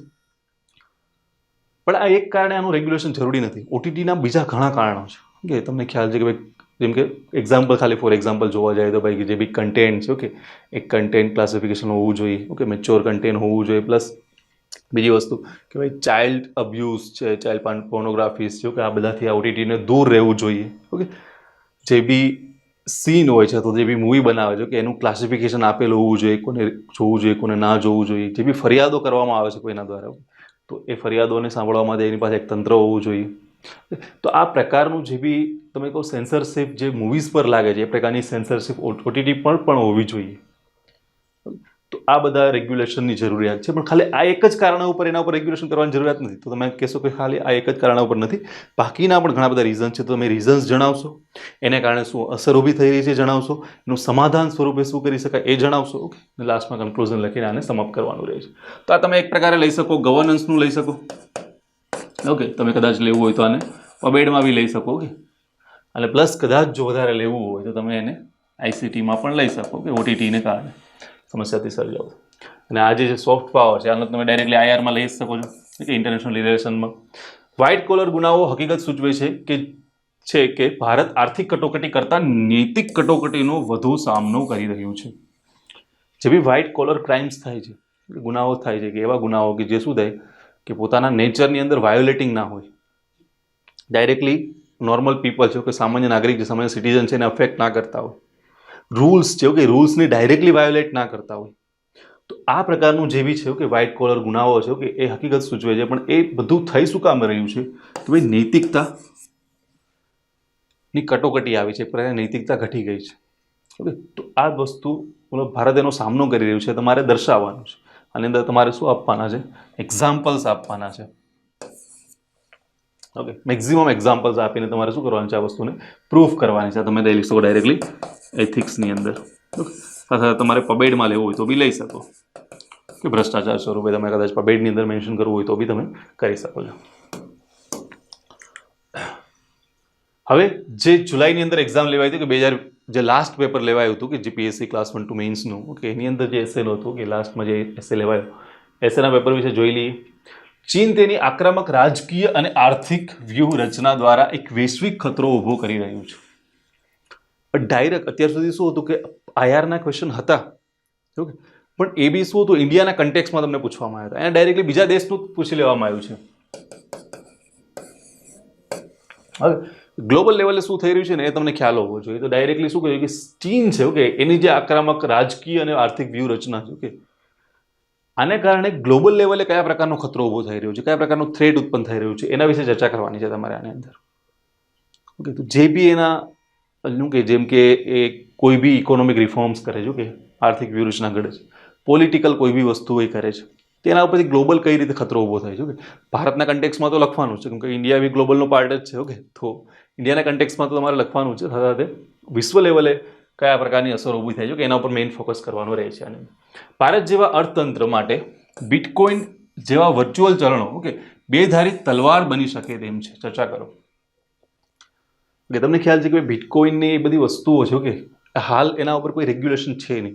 ઓકે, સરકાર ઈચ્છી રહી છે કે એને બેન કરે, અને અમુક સમયે એવું બી સ્ટેટમેન્ટ સાંભળવા મળે છે કે સરકાર એવું ઈચ્છે કે એને રેગ્યુલેટ કરે. ઓકે, તો ઘણા જે બી સજેશન્સ આવે છે, ઓકે, તો એમાં સજેશનમાં ક્યારેક બેન કરવાની બી વાત આવે છે, ક્યારેક રેગ્યુલેટ કરવાની બી વાત આવે છે. પણ બેન કરતાં રેગ્યુલેશન વર્ડ છે ને, અથવા તો રેગ્યુલેશનનો જે ઓપ્શન છે, ઓકે, વધારે કેવો છે? સેફ છે. ઓકે, તમને ખ્યાલ છે કે બિટકોઇનમાં ઇન્ડિયા દ્વારા બી બહુ મોટું ઇન્વેસ્ટમેન્ટ કરવામાં આવ્યું છે. ઇન્ડિયાના જે બી લોકો છે એના દ્વારા બી બહુ મોટું ઇન્વેસ્ટમેન્ટ કરવામાં આવ્યું છે. તો જો એને બેન કરવામાં આવશે, ઓકે, તો એના પરથી ભારતના અર્થતંત્ર પર બહુ મોટી અસર થઈ શકે એમ છે. ઓકે, તો એટલા માટે થઈને રેગ્યુલેટ કરવો વધારે જરૂરી છે. ઓકે, પણ એ રેગ્યુલેટ કરવામાંથી એને પોઝિટિવ ઇફેક્ટ તો ઘણી બધી છે જ, પણ સાથે સાથે નેગેટિવ ઇફેક્ટ પણ છે જ. ઓકે, કઈ રીતે? તમને ખ્યાલ છે કે ભાઈ બિટકોઇન છે, મની લોન્ડરિંગ છે, ઓકે, ટેરર ફંડિંગ છે, આ બધી વસ્તુમાં શું થાય છે? બિટકોઇનનો યુઝ થઈ શકે એમ છે. ઓકે, જે બી ફોરેન ફંડિંગ મોકલવામાં આવે છે આપણા એનજીઓઝની અંદર, ઓકે, સિવિલ સોસાયટીઝની અંદર, કે ભાઈ કોઈ બી રીતે જે ડેવલપમેન્ટના કામો ચાલી રહ્યા છે એનો વિરોધ કરવામાં આવે, કોઈ બી રીતે શું કરે, એ કામોને અટકાવવામાં આવે, સરકારનો વિરોધ કરવામાં આવે, આ બધા જે બી ફંડિંગ પ્રોવાઈડ કરવામાં આવે છે એ મેઇનલી અત્યારે કોના થ્રુ આવી રહ્યા છે? આ પ્રકારના જે બી વર્ચ્યુઅલ કરન્સીસ છે, ઓકે, ક્રિપ્ટો કરન્સીસ છે, એના થ્રુ આવી રહ્યા છે. ઓકે, તો એટલા માટે થઈને ક્રિપ્ટો કરન્સીસ છે એક પ્રકારે કેવી છે, પોઝિટિવ ઇફેક્ટ ઘણી બધી છે, એની સાથે સાથે નેગેટિવ ઇફેક્ટ પણ છે. તો એ બધી વસ્તુઓ તમારે લખવાની છે. પોઝિટિવ ઇફેક્ટ તો પોઝિટિવ રહેશે, નેગેટિવ ઇફેક્ટ લખી અને પછી તમારે એને સજેશન્સ આપવાના છે કે ભાઈ આ નેગેટિવ ઇફેક્ટને કઈ રીતે રિડ્યુસ કરી શકાય. સેફ ઓપ્શન કયો છે? રેગ્યુલેશનમાંથી અને બેન કરવામાંથી સેફ ઓપ્શન કયો છે એ તમારે મેન્શન કરવાનું રહેશે. અને સાથે સાથે એ શું કામ સેફ છે, ઓકે, એના કારણો બી તમારે જણાવવાના રહેશે. આ વસ્તુ બધી કર્યા બાદ લાસ્ટમાં તમારે, ઓકે, સરકાર દ્વારા કયા કયા પ્રયાસો કરવામાં આવી રહ્યા છે, ઓકે, તો એ વસ્તુઓ મેન્શન કરીને સમઅપ કરવાનું રહેશે કન્ક્લુઝન સાથે. તો એક પ્રકારે તમે લઈ શકો કે આને ઇકોનોમિક્સનો પાર્ટ લઈ શકો, ઓકે, સાથે સાથે તમારે કદાચ જો લેવું હોય, ઓકે, તો તમે ગવર્નન્સનો પાર્ટ અથવા તો તમે આના આઈસીટીનો પાર્ટ પણ લઈ શકો. કારણ કે શું છે, બિટકોઇન જે વર્ચ્યુઅલ કરન્સી છે તો એ શું છે, ઓકે, એ કઈ રીતે ફંક્શન કરે છે, એનાથી કયા કયા થ્રેટ ઉત્પન્ન થશે, ઓકે, એ તમારે આઈસીટીમાં આવી જશે. તો આઈસીટીના પાર્ટ તરીકે બી લઈ શકો. તો મતલબ કે તમારે ઇકોનોમિક્સ અને સાયન્સ ટેક આ બંનેને આમાં કવર કરવું પડશે. આગળ જે જલવાયુ પરિવર્તન એક વૈશ્વિક સમસ્યા બની છે, તેની ભારતીય અર્થતંત્ર, ખેતી, સ્વાસ્થ્ય એવા અનેક ક્ષેત્રો ઉપર અસરોની ચર્ચા કરો અને તેની નકારાત્મક અસરો માટે જરૂરી ઉકેલો સૂચવો. સિમ્પલ ક્વેશ્ચન, કોઈ જ વધારે પેલું નહીં, ખાલી કોઈ ક્લાઇમેટ ચેન્જ છે, એની અલગ અલગ ક્ષેત્રો ઉપર કઈ અસરો આવી છે, આ અસરોનું સમાધાન શું છે, ઓકે, અને સમાધાન સૂચવીને તમારે આને સમાપ્ત કરી દેવાનું છે. કંઈ જ વસ્તુ નથી, ખાલી શું કરવાનું છે, ભાઈ ક્લાઇમેટ ચેન્જ છે, બધા ક્ષેત્રો પર અસરો શું છે એની ચર્ચા કરવાની છે. અને આ જે નકારાત્મક અસરો છે ઓકે એને ઓછી કરવા માટે મતલબ કે અસરો તમારે ખાલી ને ખાલી નકારાત્મક નથી લખવાની, અહીંયા બંને લખવાની છે. તમારે પોઝિટિવ અસરો બી લખવાની છે, સાથે સાથે નેગેટિવ અસર બી લખવાની છે. તમને ખ્યાલ છે કે ભાઈ ક્લાઇમેટ ચેન્જથી બધી જગ્યાએ નેગેટિવ અસર આવી એવું નથી, અમુક જગ્યાએ પોઝિટિવ અસરો પણ આવી છે. ઓકે, નવા માછીમારીના સ્થળો ઉત્પન્ન થયા છે, જે ખેતી પહેલાં કે જે પાક છે એનું વાવેતર અમુક ક્ષેત્રોમાં નહોતું થઈ શકતું, હવે થઈ શકે છે ક્લાઇમેટ ચેન્જને કારણે. તો આ પ્રકારના ઘણા પોઝિટિવ આસ્પેક્ટ બી છે, તો એ બી તમારે મેન્શન કરવાના રહેશે. ઓકે, પણ પોઝિટિવ આસ્પેક્ટ બહુ ઓછા છે. ઓકે, મેઇનલી શું છે, નેગેટિવ આસ્પેક્ટ વધારે છે. નેગેટિવ આસ્પેક્ટને ઓછી કરવા માટે, ઓકે, નકારાત્મક અસરો છે એને ઓછી કરવા માટે તમારે શું સૂચવવાનું છે, જરૂરી ઉકેલો સૂચવવાના. તો તમે સજેશન્સ આપશો, સરકારના પ્રયત્નો આપશો અને લાસ્ટમાં કન્ક્લુઝન લખીને સમાપ્ત કરવાનું રહેશે. Okay, right. હવે આગળ જઈએ. 4th નંબરનો જે એસે હતો અથવા તો જે પાર્ટ બીમાં જે ફર્સ્ટ એસે હતો, ઓકે, એ એસેમાં એવું કહેવામાં આવ્યું કે આધુનિક લોકશાહીમાં પ્રચાર માધ્યમો છે, જે મીડિયા છે, ઓકે, કોઈ બી મીડિયા હોઈ શકે, પ્રિન્ટ મીડિયા હોઈ શકે, ઓકે, ઇલેક્ટ્રોનિક મીડિયા હોઈ શકે, ડિજિટલ હોઈ શકે. આ કોઈ બી મીડિયા છે સરકારની કાર્યસૂચિ એજન્ડા ઘડી રહ્યા છે. જે બી એજન્ડા સરકાર તૈયાર કરે છે એમાં એવું કહેવામાં આવી રહ્યું છે કે જે મીડિયા છે એનો બહુ મેજર રોલ છે. કઈ રીતે? જેમ કે મીડિયા છે, ઓકે, એ તમને ખ્યાલ હોય તો જે બી અત્યારનું જે મીડિયા છે ને એ મેઇન ફોકસ કરે છે કે ભાઈ જે બી પબ્લિકને જોવું છે એ વસ્તુ દેખાડશે. આને કારણે શું થઈ રહ્યું છે, પબ્લિક જે બી ડિમાન્ડ કરી રહી છે ને એ જ વસ્તુ વધારે હાઇલાઇટ થઈ રહી છે. તમે ઘણા બધા એક્ઝામ્પલ બી જોઈ શકો, જેમ કે રામ મંદિરનો ઇસ્યુઝ હતો, ઓકે, પછી જે બી કાશ્મીરનો ઇસ્યુ હતો કે 370નો, તો આ બધા ઇસ્યુઝ શું થયા હતા, એના કરતાં પણ ઘણા બધા ઇસ્યુ એવા હતા કે જે શું વધારે પ્રાયોરિટીમાં આપી શકાયા હતા, એને પ્રાયોરિટી તરીકે લઈ શકાય એમ હતા અને સોલ્વ કરી શકાય એમ હતા. પણ સરકાર દ્વારા આ બધા ટોપિક પર વધારે ફોકસ શું કામ કર્યું? કારણ કે મીડિયા દ્વારા, કે એમાં સોશિયલ મીડિયાનો બી સમાવેશ થઈ ગયો, ઓકે, તો આ બધા દ્વારા શું કરવામાં આવ્યું છે, પબ્લિક દ્વારા આને વધારે હાઇલાઇટ કરવામાં આવી રહ્યા હતા. અને સરકારને જો ખ્યાલ પડે કે પબ્લિકનું દિલ કઈ રીતે જીતવું, ઓકે, વોટ બેંક છે કઈ રીતે સાચવવી, તો ત્યાં આ બધી વસ્તુઓ કરવામાં આવી રહી છે. તો આ એક જ ખાલી ઇન્ડિયાના કન્ટેક્સમાં નહીં, તમારે શું કરવાનું છે, ઐતિહાસિક અને વૈશ્વિક સંદર્ભમાં શું કરવાનું છે, આની ચર્ચા કરવાની છે. ભાઈ ઇન્ડિયામાં જ આવું નથી થતું, વિશ્વ લેવલ પર અમેરિકાના ઇલેક્શનમાં બી તમે ઘણી વખત આ વસ્તુ જોવા મળે છે. તો આ જે ચર્ચાઓ છે કે એ તમારે વિશ્વ લેવલ ઉપર કન્ટેક્સમાં કે આખા મતલબ કે ઐતિહાસિક કે હિસ્ટ્રી શું રહી છે એ પ્રકારે તમારે જોવાનું છે, વૈશ્વિક લેવલે બી ચર્ચા કરવાની છે આની. તો આ તમે ડાયરેક્ટલી લેવો હોય તો તમે પબેડમાં લઈ શકો, ઓકે, ગવર્નન્સમાં. નેક્સ્ટ પ્રશ્ન જોઈએ, ઓકે, નેક્સ્ટ જે એસે હતો એ 5 ટ્રિલિયન અર્થતંત્રના લક્ષ્યાંકને હાંસલ કરવા માટે ભારતે મેગા ઔદ્યોગિક પ્રોજેક્ટો ઉપર ધ્યાન કેન્દ્રિત કરવાના બદલે એમએસએમઈ, કૃષિ, કુટીર ઉદ્યોગ, કોટેજ ઇન્ડસ્ટ્રીઓ કે ખાદી આધારિત ઉદ્યોગો ક્ષેત્રો ઉપર ધ્યાન આપી વોકલ ફોર લોકલના ખ્યાલને પ્રોત્સાહન આપવું જોઈએ. વિશ્લેષણાત્મક ટિપ્પણી કરો. અત્યારે બી વોકલ ફોર લોકલ તમને ખ્યાલ જ છે કે ભાઈ આત્મનિર્ભર ભારતને આ બધી વસ્તુઓ હાઇલાઇટમાં હતી, ઓકે, એટલા માટે પ્રશ્ન આવો સ્વાભાવિક હતો. આમાં શું કરવાનું રહે છે? ડાયરેક્ટલી એવું કરી દેવાનું કે હા મેગા ઔદ્યોગિક પ્રોજેક્ટ છે ને, ઓકે, એના ઉપર ધ્યાન આપવાની જરૂરિયાત છે જ નહીં, એના કરતાં આપણે ડાયરેક્ટલી એમએસએમઈ ઉપર જ ધ્યાન આપશું તો જ આપણે 5 ટ્રિલિયન ઇકોનોમી પર પહોંચી શકશું. ના, એવું નથી.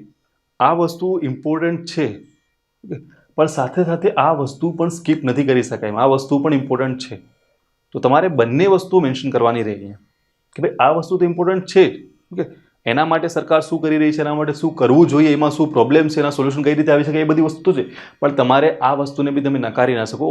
મેગા ઔદ્યોગિક પ્રોજેક્ટ છે કે એ પણ ઇમ્પોર્ટન્ટ છે જો $5 ટ્રિલિયન ઇકોનોમી સુધી પહોંચવું છે, ઓકે. કારણ કે મેગા ઔદ્યોગિક પ્રોજેક્ટ છે ને, ઓકે, એ ટકે છે કોના ઉપર, અથવા તો આ જે બી પ્રોડક્શન કરે છે, ઓકે, એનું બાઇંગ કોણ કરે છે, ઓકે, મોસ્ટ ઓફ બાઇંગ છે એ મેગા ઔદ્યોગિક પ્રોજેક્ટ કરશે, ઓકે. અને સાથે ભાઈ જે બી બીજા ઔદ્યોગિક પ્રોજેક્ટ છે, ઓકે, એ બી શું કરશે, એમએસએમઈ બધાને બેક આપશે.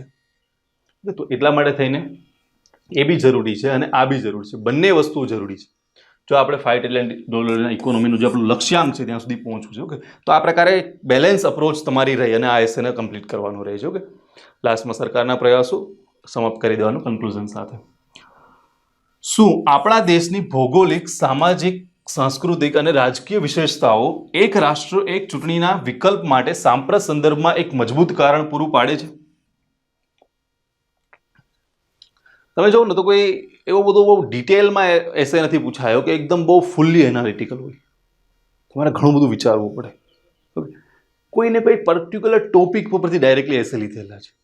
આમાં બી તમે જો ડાયરેક્ટલી આ કન્ટિન્યુ ચર્ચામાં છે જ ઘણા વર્ષોથી. Okay, one nation one election, આ તમે ગોખી માર્યું છે કે ભાઈ કયા કયા પ્રોબ્લેમ્સ છે, કયા કયા સોલ્યુશન્સ છે, એ બધી વસ્તુઓ ગોખી મારી. આ એસેમાં શું પૂછાયું છે કે ભૌગોલિક, સામાજિક અને સાંસ્કૃતિક અને રાજકીય વિશેષતાઓ જે ભારતની રહી છે એ કઈ રીતે સપોર્ટ કરે છે વન નેશન વન ઇલેક્શનને. તો તમારે ભૌગોલિક શું કે જે બી વિશેષતાઓ છે એના આધારે કહેવાનું છે કે ભાઈ વન નેશન વન ઇલેક્શન છે એ શું કામ જરૂરી છે. અને આ બધું સાંપ્રત સંદર્ભમાં કહેવાનું છે કે હાલ કઈ રીતે એ વસ્તુ છે. કારણ કે ભૌગોલિક સ્થિતિઓ જૂની અલગ હતી, અત્યારે અલગ છે. તો હાલની સ્થિતિ પ્રમાણે કઈ રીતે સપોર્ટ કરે છે. જે સોશિયો કલ્ચરલ જે બી વિશેષતાઓ છે, ઓકે, જે બી સોશિયો કલ્ચરલ ફીચર્સ છે ઇન્ડિયાના, ઓકે, તો એના વિશે બી ચર્ચા કરવાની રહેશે. સાથે સાથે જે બી રાજકીય ફીચર્સ, ઓકે, પોલિટિકલ ફીચર્સ છે, પોલિટિકલ ફીચર્સ જે બી ચર્ચા કરી અને કઈ રીતે આ વસ્તુને, આ જે વિકલ્પ છે વન નેશન વન ઇલેક્શન, એને કઈ રીતે સપોર્ટ કરે છે એના વિશે ચર્ચા કરવાની રહેશે. ઓકે, તો આ પ્રકારે ક્વેશ્ચન પૂછેલો છે અને પ્રશ્નના આધારે તમારે શું કરવાનું રહેશે, આખો એસે છે તૈયાર કરવાનો છે. મેઇનલી આપણે કહીએ તો સબ્જેક્ટ કયો આવશે, પોલિટી આવશે આની અંદર. ઓકે, આગળ જઈએ. 7મા નંબરનું, જાહેર સ્થળોએ સભ્ય સમજ, સિવિક સેન્સ ફક્ત સ્વસ્થ પર્યાવરણના નિર્માણ પૂરતી જ મર્યાદિત નથી, પરંતુ તે આર્થિક પ્રગતિ માટેની અનુકૂળતા પણ પૂરી પાડે છે. આ શું કહેવામાં આવે છે કે જે બી પબ્લિક પ્લેસીસ છે કે જાહેર સ્થળોએ શું છે, સિવિક સેન્સ આવશે લોકોની અંદર.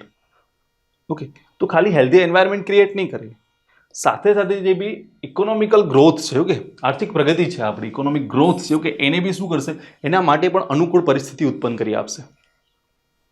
સિવિક સેન્સ બહુ જરૂરી છે. તમે કદાચ લેવું હોય તો તમે એથિક્સની અંદર લઈ શકો. ઓકે, આનાથી આગળ જઈએ. આમાં બી તમારે મેઇનલી એક્ઝામ્પલના આધારે ચાલવું પડશે. પહેલાં તો તમારે સિવિક સેન્સ શું છે, ઓકે, એ સમજાવીને તમે સ્ટાર્ટ કરી શકો.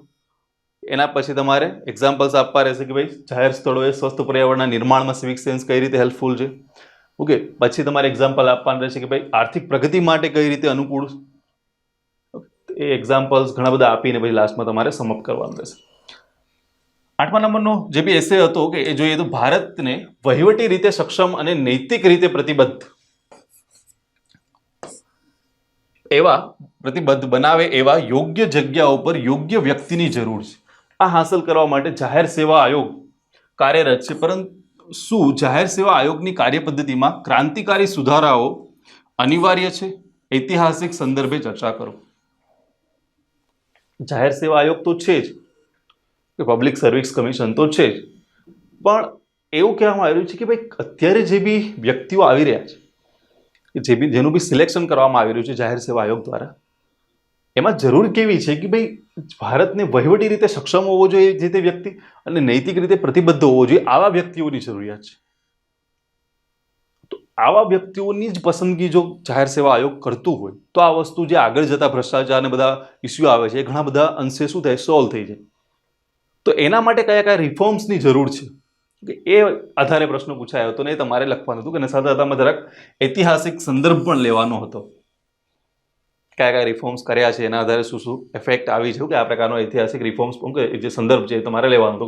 તો આ તમે બંને વસ્તુમાં લઈ શકો છો. આને પબેડ બી લઈ શકો છો, સાથે સાથે પોલિટીનો પણ યુઝ કરી શકો છો થોડા ઘણા અંશે. ઓકે, જાહેર સેવા આયોગની જે કાર્યપદ્ધતિને સમજાવવા માટે તમે પબેડનો પણ થોડો ઘણો ઉપયોગ, પોલિટીનો પણ થોડો ઘણો ઉપયોગ કરી શકો છો.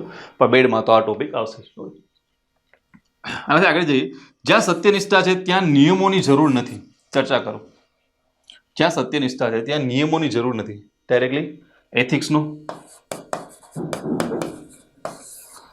જ્યાં બી સત્યનિષ્ઠા છે ત્યાં કોઈ પ્રકારના રૂલ્સની જરૂરિયાત નથી. સત્યનિષ્ઠાના આધારે જ લોકો શું કરશે, સારી રીતે કાર્ય કરશે, પોતાનું નિષ્ઠાથી કાર્ય કરશે. તો આ પ્રકારના તમે એસે જોઈ ગયા. આ જો સી પાર્ટ છે ને, આ ત્રણમાંથી તમારે એક પસંદ કરવાનું, પણ ત્રણે ત્રણ કેવા છે, કોઈલી ડાયરેક્ટલી ફેક્ચ્યુઅલ નથી કે ભાઈ ડાયરેક્ટલી ટોપિક પરથી પૂછાયો તમે સીધું લખી નાખો. આ બધા એનાલિટિકલ છે.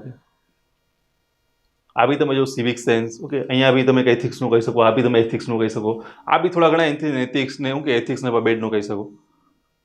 તો કોઈ બી કેવા નથી, ડાયરેક્ટ નથી પૂછાયેલા. કેવા છે, આખા એનાલિટિકલ એસે છે અહીંયા. તો તો એવું નથી હોતું કે ભાઈ તમે ખાલી ને ખાલી શું કરો, કરંટમાં જે બી ચર્ચામાં છે એ જ જો તૈયાર કરીને જાઓ તો એમાંથી તમને એસે મળશે નહીં, તમે ઓપ્શન તરીકે સિલેક્ટ કરી શકશો. આ પ્રકારે બી ક્યારેક બની શકે કે ભાઈ બધા એસે શું હોય, આ પ્રકારે એનાલિટિકલ હોય, ડાયરેક્ટલી સ્ટેટિક પોર્શનમાંથી ના હોય. તો આ બી તમારે યાદ રાખવાનું રહેશે. હવે જો જે એસેનો એનાલિસિસ કરીએ આપણે, તો કયા કયા સબ્જેક્ટમાંથી કયા કયા પૂછાય છે. અગેન હું એ જાણ કરી દઉં, મેં આગળ કીધું એ પ્રમાણે કે ભાઈ કોઈ એક એસે છે એને તમે એક જ સબ્જેક્ટ પૂરતો મર્યાદિત ના કરી શકો. એ ઘણા બધા એસે હોય છે કે જે એક સબ્જેક્ટ પૂરતા મર્યાદિત હોય છે, પણ ઘણા એસા તમને જોવા મળશે એવા કે ભાઈ શું હશે, 1 થી 2 સબ્જેક્ટ અથવા 2 થી 3 સબ્જેક્ટનું શું કરતા હોય, સહારો લઈને એસે તમે તૈયાર કરી શકતા હોય, અથવા તો એ બધા એસે શું કે જે બી સબ્જેક્ટ છે એને ટચ કરતા હોય. તો અહીંયા જે બી તમને કહેવામાં આવી રહ્યું છે કે પોલિટીનો તમને કહેવામાં આવ્યું કે ભાઈ 2 એસે પૂછાયા છે, તો એનો મતલબ એવો થશે કે ભાઈ ખાલી ને ખાલી પોલિટી નહીં, કે બીજો સબ્જેક્ટ પણ આની સાથે ટચ હશે, પણ મેજોરિટી ઓફ પોર્શન એનો પોલિટી સાથે કનેક્ટેડ હશે, એટલા માટે થઈને આપણે એને પોલિટીમાં લીધું છે. ઓકે, તો એવું ના ડાયરેક્ટલી સમજી લો કે પોલિટીમાંથી જ પૂછાયું છે. આમાં ક્યારેક તમે થોડું પબેડ બી હોઈ શકે, થોડું એથિક્સ બી હોઈ શકે, કોઈ પણ પ્રકારનો કનેક્ટેડ તમને વર્ડિંગ હોઈ શકે. આપણે આગળ જોઈએ પ્રમાણે કે ઘણા બધા સબ્જેક્ટ શું હશે, એક સાથે રિલેટેડ હશે, પણ જો મેજોરિટી ઓફ પોર્શન પોલિટીનો છે તો આપણે એને પોલિટીમાં રાખવાનો પ્રયત્ન કર્યો, જેથી કરીને આપણે એક એનાલિસિસ તૈયાર કરી શકીએ. ઓકે, તો એનાલિસિસ તૈયાર કરવા જોઈએ તો 2017માં 2 પ્રશ્ન, અગેન 2 પ્રશ્ન 2021માં કોઈ પણ પ્રકારનો પ્રશ્ન તમને જોવા નહીં મળે. ઓકે, કોઈ પણ પ્રકારનો પ્રશ્ન જોવા નહીં મળે એનો મતલબ એવો નથી કે કોઈ પ્રશ્ન હતો પોલિટીનો. થોડા ઘણા અંશે પોલિટીનું નોલેજ તમારે યુઝ કરવાનું થતું જ હોય છે, પણ ડાયરેક્ટલી પોલિટીમાં તમને લાગે એ પ્રકારનો પ્રશ્ન ન હતો. ઓકે, એક પ્રશ્ન લાસ્ટમાં. ઓકે, અને ટોટલ 5 પ્રશ્ન તમને જોવા મળ્યા. આઈઆરમાંથી પહેલા કોઈ પ્રશ્ન પૂછાતા ના હતા, મેં તમને અગાઉ કીધું એ પ્રમાણે, પણ હવેની એક્ઝામમાં શું કર્યું છે, એ લોકોએ પૂછવાનું સ્ટાર્ટ કર્યું છે. ઓકે, તો ઇન્ડિયાના કન્ટેક્સમાં બી પૂછી શકે, ડાયરેક્ટલી ચાઇનાના કન્ટેક્સમાં બી પૂછી શકે. ઓકે, તો એ પ્રકારે 3 પ્રશ્નો.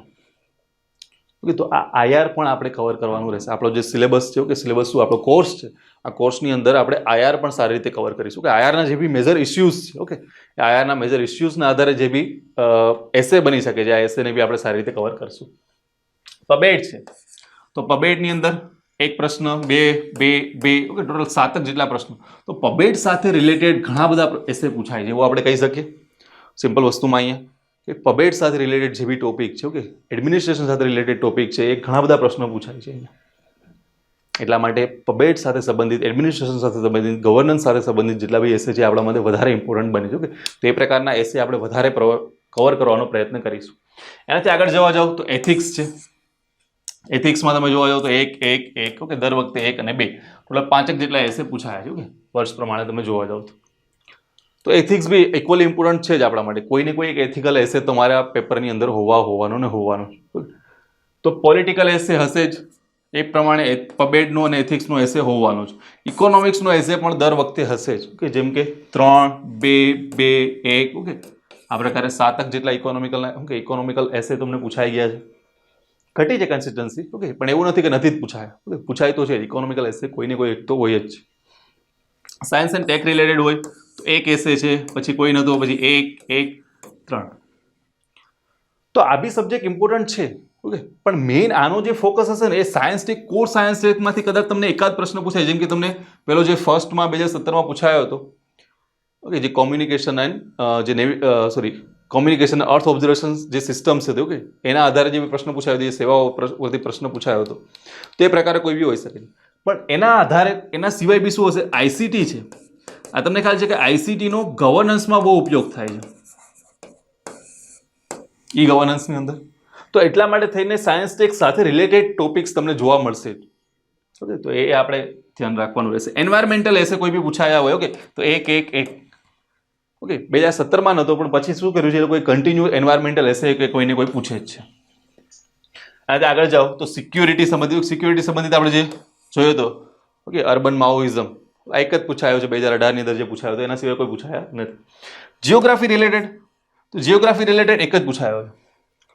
કોર જિયોગ્રાફી તમે ના કહી શકો, કારણ કે આ શું છે, અર્બનાઇઝેશન તમને ખ્યાલ છે કે ભાઈ ઇકોનોમિક્સનો બી પાર્ટ છે અને જિયોગ્રાફીનો બી પાર્ટ છે. તો એ પ્રમાણે બંનેનું બેલેન્સ કરીને જોવા જઈએ તો જિયોગ્રાફીમાંથી એકાદ પ્રશ્ન આપણે કહી શકીએ કે વધારે પ્રશ્ન જિયોગ્રાફીમાંથી પૂછાયા નથી. તો આ પ્રકારે તમારે જો મેઇન ફોકસ કરવાનો હોય ને, ઓકે, તો મેઇન ફોકસ આપણો રહેવાનો હશે પોલિટી પર.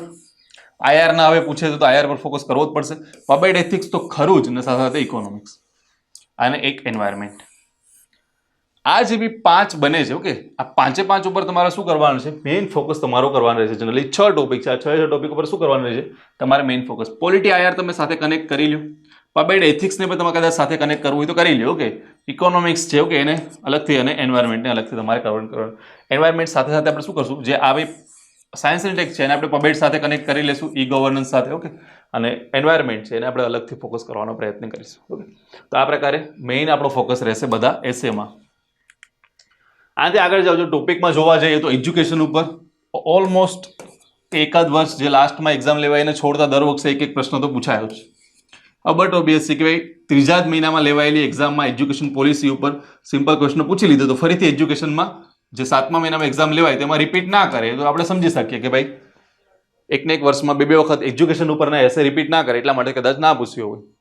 પણ તમે જો એજ્યુકેશન પર આવે જ છે તો એજ્યુકેશન ટોપિક આપણા માટે ઇમ્પોર્ટન્ટ બને છે. અર્બનાઇઝેશન પર તો અર્બનાઇઝેશન ઉપર એકાદ એસે આવ્યો છે કે એના પછી બી ક્યાંક ને ક્યાંક અર્બનાઇઝેશન કનેક્ટેડ રીતે આવ્યો છે. ઓકે, જનરલી 50 માર્ક્સમાં નથી આવ્યો, પણ તમે જે 15 માર્ક્સવાળા કે કોઈ બી એક્ઝામની અંદર જોવો છો અથવા તો તમે 20 માર્ક્સવાળા એસે હોય કે એની અંદર તમને અર્બનાઇઝેશન પરથી ક્વેશ્ચન જોવા મળે છે. એટલા માટે થઈને એ ટોપિક પણ આપણો ઇમ્પોર્ટન્ટ બને છે. પોપ્યુલેશનની વાત કરીએ તો પોપ્યુલેશન પરથી બી તમને એકાદ પ્રશ્ન જોવા મળશે કે એમાં જનરલી ડેમોગ્રાફિક ડિવિડન્ડ છે આના પરનો જે આપણે પ્રશ્ન જોયો હતો, કે તો એ જ પ્રશ્ન અહીંયાની વાત એની ચર્ચા કરવાની થાય છે. અહીંયા એન્વાયરમેન્ટલ પ્રોબ્લેમ્સ છે, ઓકે, તો એના પરથી જો પ્રશ્ન પૂછાયા હોય તો એ દર વખતે તમને કન્સિસ્ટન્ટલી એક પ્રશ્ન જોવા મળશે. ઓકે, 4 પ્રશ્ન. ઓકે, આ તમને અંડરલાઈન એટલા માટે કરેલું છે કારણ કે ખાલી ને ખાલી કોર એન્વાયરમેન્ટ તમે ના કહી શકો કે થોડો ઘણો બીજો બી પાર્ટ આની અંદર હતો, એટલા માટે તેને કોર એન્વાયરમેન્ટનો આ પ્રશ્ન નહોતો પણ એન્વાયરમેન્ટલ પ્રોબ્લેમ સાથે સંબંધિત પ્રશ્ન હતો એવું તમે કહી શકો. એટલા માટે થઈને શું છે કે તમને દર વખતે એક પ્રશ્ન તો એન્વાયરમેન્ટ સાથે સંબંધિત જોવા મળે જ. તો એન્વાયરમેન્ટલ પ્રોબ્લેમ સંબંધિત જેટલા બી એસે આપણે તૈયાર કરીશું કે રિન્યુએબલ એનર્જી સંબંધિત હોય, COP26 હાલમાં કમ્પ્લીટ થઈ તો એના સંબંધિત હોય, બાકી જે બી ક્લાઇમેટ ચેન્જ છે તો ક્લાઇમેટ ચેન્જનો એક આપણે મસ્ત રીતે આખો એસે હોય, ગ્લોબલ વોર્મિંગ અને ક્લાઇમેટ ચેન્જનો આખો મસ્ત એક એસે તૈયાર કરી લેશું. ઓઝોન હોલ છે, તો ઓઝોન હોલ સંબંધિત પણ ભલે એટલું બધું હવે કન્સર્ન રહ્યું નથી છતાં પણ એના વિશે એસે તૈયાર કરી લેશું કે જેથી કરીને શું થાય લેટેસ્ટ ડેટા અને બધું આપણી પાસે આવી જાય અને કદાચ જો પ્રશ્ન પૂછાઈ જાય કે 50 માર્ક્સમાં નથી પૂછાતો પણ 15 માર્ક્સની અંદર પણ જો એસે પૂછાઈ જાય તો આપણી પાસે લખવા માટે કન્ટેન્ટ હોય. કરપ્શન સંબંધિત જો કરપ્શન ખાલી એક નાનો ટોપિક તમે કહી શકો કે પબેડની અંદર આવતો નાનો ટોપિક છે પણ એના ઉપરથી 2 વખત ઓલરેડી પ્રશ્ન પૂછાઈ ગયા છે એટલા માટે તેને આ ટોપિક છે આપણા માટે ઇમ્પોર્ટન્ટ બને છે પબેડની અંદર. ઈ ગવર્નન્સ તો ઈ ગવર્નન્સ પરથી પણ શું થયા છે ઓલમોસ્ટ 4 જેટલા પ્રશ્ન પૂછાયા છે. તો જે પ્રમાણે એજ્યુકેશન ઇમ્પોર્ટન્ટ છે આપણા માટે, જે પ્રમાણે એન્વાયરમેન્ટલ પ્રોબ્લેમ ઇમ્પોર્ટન્ટ છે એ પ્રમાણે શું છે કરપ્શન અને સાથે સાથે ઈ ગવર્નન્સ ઇમ્પોર્ટન્ટ છે. ઇલેક્ટોરલ રિફોર્મ્સ તો ઇલેક્ટોરલ રિફોર્મ્સ પરથી શું થાય છે એક છોડતા એકાદ પ્રશ્ન તમને જોવા મળે છે. તો ઇલેક્ટોરલ રિફોર્મ્સ જે બી છે ઓકે એને બી આપણે સારી રીતે કવર કરી લેશું. એજ્યુકેશન અહીંયા લખ્યું છે તો એજ્યુકેશનમાં રિફોર્મ્સ કે એજ્યુકેશન રિફોર્મ્સ પરથી મેઇનલી ક્વેશ્ચન આવતા હોય છે તો એટલા માટે તેને એજ્યુકેશન રિફોર્મ્સ બી ઇમ્પોર્ટન્ટ છે, સાથે સાથે ઇલેક્ટોરલ રિફોર્મ્સ છે એ બી આપણા માટે ઇમ્પોર્ટન્ટ છે. એગ્રીકલ્ચર સંબંધિત તમને ક્યાંક ને ક્યાંક એકાદો પ્રશ્ન જોવા મળશે, ઓકે, એ આપણે કવર કરીશું. બીજા જે બી ટોપિક હોય છે જેમ કે વુમન છે, ઓકે, તો વુમન પર ડાયરેક્ટલી કોઈ પ્રશ્ન નથી પૂછાયો અત્યાર સુધીમાં. 50 માર્ક્સના જે બી પ્રશ્નો ડાયરેક્ટલી એના પરથી વુમન પરથી પ્રશ્ન નથી પૂછાયો. તો એટલા માટે થઈને એ બધા ટોપિકને આપણે કવર કરવાના રહેશે પણ એ આનો ફોકસ રહેશે આપણો 20 માર્કના એસે માટે, ઓકે, લેંગ્વેજના જે બી પેપર છે એના માટે. સ્પેશિયલી એસેના પેપર માટે આપણે વુમન ઉપર વધારે ફોકસ નહીં કરીએ કારણ કે નથી પૂછાયો તો કદાચ પ્રોબેબલી ના બી પૂછાય અને છતાં બી આપણે શું કરશું કે 20 માર્ક માટે કવર કરીશું તો ત્યાં આના માટે કદાચ જો પૂછાઈ જાય તો બી તમારી પાસે ઇનફ કન્ટેન્ટ તો હશે જ, ઓકે, કારણ કે એ ટોપિક બી આપણા માટે ઇમ્પોર્ટન્ટ છે જ એટલે, ઓકે, તો એટલા માટે થઈને એ બી આપણો કવર થઈ જશે, રાઈટ. તો આ આપણો એનાલિસિસ હતો ટોટલી. એનાલિસિસની અંદર આપણે તમામ બાબતો ડિસ્કસ કરી. પહેલા તો આપણે શું કર્યું કે ભાઈ જે બી ક્વેશ્ચન્સ પૂછાયા તો કે આ ક્વેશ્ચનની ચર્ચા કરી. એક ક્વેશ્ચન સાથે આપણે જોતા ગયા કયા સબ્જેક્ટમાંથી કયા ટોપિકમાંથી આ પ્રશ્ન છે. લાસ્ટમાં આપણે શું કર્યું સબ્જેક્ટ વાઇઝ આખું ડિવિઝન જોઈ લીધું, સાથે સાથે ટોપિક વાઇઝ ડિવિઝન જોઈ લીધું કયા કયા ટોપિક ઇમ્પોર્ટન્ટ છે આપણા માટે. આના પછી ઓકે આપણે એક જે આપણી બેચ છે ઓકે એના વિશે બી થોડી ઘણી માહિતી મેળવી લઈએ. જે પીએસસી મુખ્ય પરીક્ષા માટેની જે બી આપણી એસએની બેચ છે આના વિશે આપણે માહિતી મેળવી લઈએ. તો એસએની બેસમાં શું છે કે ભાઈ અહીંયા જે મેન્શન કર્યું ગુજરાતના 10થી વધુ શ્રેષ્ઠ ફેકલ્ટી, ઓકે, હું પેન ચેન્જ કરું, 10થી વધુ શ્રેષ્ઠ ફેકલ્ટીઓની ટીમ. આ તમને શું જોવા મળશે ખબર છે કે ભાઈ એક પર્ટિક્યુલર ટોપિક મતલબ એક જ શિક્ષક આવીને તમને કન્ટિન્યુઅસ ભણાવી જશે એવું નથી. જનરલી શું હોય છે કે ભાઈ હોય છે પણ બધાની એવું નથી હોતું કે બધા સબ્જેક્ટ ઉપર એક્સપર્ટીઝ હોય. ફોર એક્ઝામ્પલ મારી વાત કરું તો ઇકોનોમિક્સ છે, ઓકે, સાયન્સ ટેક છે, ઓકે, આ બધા સબ્જેક્ટ ઉપર મતલબ GS2ના તમે સબ્જેક્ટ કહી શકો કે મેન્સની વાત કરીએ તો GS3 GS1 ઓકે જીઓગ્રાફી છે, થોડો એ પાર્ટ બી છે, અને GS3 છે, ઓકે, એના જેવી સબ્જેક્ટ છે એના પર થોડી ઘણી એક્સપર્ટીઝ છે આપણી, તો હું એ સારી રીતે કરાવી શકું. પણ જો એથિકલ એસે આવે ઓકે તો એના પર મારી પાસે એક્સપર્ટીઝ નથી, તો શું કામ એ હું કરાવું, એના બદલે શું કામ એ વ્યક્તિ ના કરાવે કે જેની એના ઉપર એક્સપર્ટીઝ છે. તો તમે સારી રીતે સમજી શકો ને, એ તમને સારી રીતે એક્સપ્લેન કરી શકે. તો એટલા માટે થઈને આપણે શું કર્યું છે, અલગ અલગ ફેકલ્ટીઝને બોલાવ્યા. તમને ખ્યાલ છે કે ભાઈ જે બી એસે છે ને, આ એસે પર્ટિક્યુલર એવું નથી હોતું કે ભાઈ તમને શું પૂછા છે, GS2 સંબંધિત એસે જ પૂછા છે અથવા તો GS3 સંબંધિત એસે જ પૂછા છે.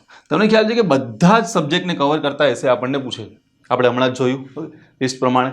તો એટલા માટે થઈને બધા સબ્જેક્ટ છે, ઓકે, જે તે સબ્જેક્ટની જે ફેકલ્ટીની જે સબ્જેક્ટમાં એક્સપર્ટીઝ છે એ પ્રમાણે અલગ અલગ ફેકલ્ટી આવીને તમને શું કરશે, એસે ભણાવશે. પણ તમારો જે સિલેબસ છે કે એની અંદર મતલબ કે એસેના જેટલા બી ઇમ્પોર્ટન્ટ ટોપિક છે ને, ટોટલ ઇમ્પોર્ટન્ટ ટોપિકને શું કરી દેવામાં આવે છે, કવર કરાવી દેવામાં આવશે. ફીસ બહુ માઇનોર રાખી છે, કે સ્ટાર્ટિંગમાં આપણે શું છે 1500 જ આપણી ફી છે એસેની, પણ જે બી 100 સ્ટુડન્ટ છે પહેલાં, ઓકે, એના માટે ખાલી 1000 રૂપિયા જ. એટલા માટે તમે 1000 રૂપિયા ભરીને હાલ જોઈન થઈ શકો છો. એના સિવાય આ જે એસેની બેચ છે એની સાથે ગુજરાતી વ્યાકરણની બેચ તમને ફ્રી આપી દેવામાં આવે છે. તમને જ ખ્યાલ છે કે ભાઈ એસે છે, ઓકે, તો એસેમાં વ્યાકરણ એ બહુ મહત્વનો ભાગ ભજવે છે, ભાષા શુદ્ધિ છે, ઓકે, આ ભાષા શુદ્ધિ બહુ મહત્વનો ભાગ ભજવે છે. તો એટલા માટે તમે જો ગુજરાતીમાં લખી રહ્યા છો એસે, તો એટલા માટે થઈને ગુજરાતીમાં તમારું વ્યાકરણ સારું હોવું જોઈએ. તો એ તમને અહીંયા તો હેલ્પ કરશે, સાથે ગુજરાતીના પેપરમાં બી હેલ્પ કરશે. ટેસ્ટ સિરીઝ જે આખી આપણી ચાલશે ને એની અંદર જે બી એસેના 3 પેપર આપણે લેવાના છે, ઓકે, એ તમને આખા ચેક સહિત મળશે, ઓકે, આખું ઇવોલ્યુશન તમને થઈને મળશે. તો ઇવેલ્યુએશન તમને ત્યાં 3 પેપર તમે લખીને આપશો, એ લખેલા પેપર તમને ઇવેલ્યુએશન કરવામાં આવશે, એનું ઇવોલ્યુશન થઈને તમને 3 પેપર ફરીથી મોકલી દેવામાં આવશે. તમે અહીંયા ફિઝિકલ આવીને લઈ શકો છો, કોઈ પ્રોબ્લેમ નથી. તમે કદાચ દૂર છો તમે PDF સ્વરૂપે તમને ઇવોલ્યુએટ કરેલા પેપર પણ મોકલી આપશો. એ વાત કરીએ જ ફીસ 1500 રૂપિયા છે પ્રથમ 100 સબસ્ક્રાઈબર માટે 1000 રૂપિયા છે. બાકી તમને કોઈ બી ડાઉટ હોય કે કઈ રીતે જોઈન કરવી બેચને, ઓકે, કેટલો ટાઈમ સુધી આ બેચ ચાલશે, ઓકે, કયા કયા ટોપિક કવર કરવામાં છે, બીજું કોઈ બી તમારે સજેશન જોતું હોય અથવા કોઈ બી ઇન્ક્વાયરી હોય તો ડાયરેક્ટલી તમે આ નંબર ઉપર કોલ કરી અને મેળવી શકો છો.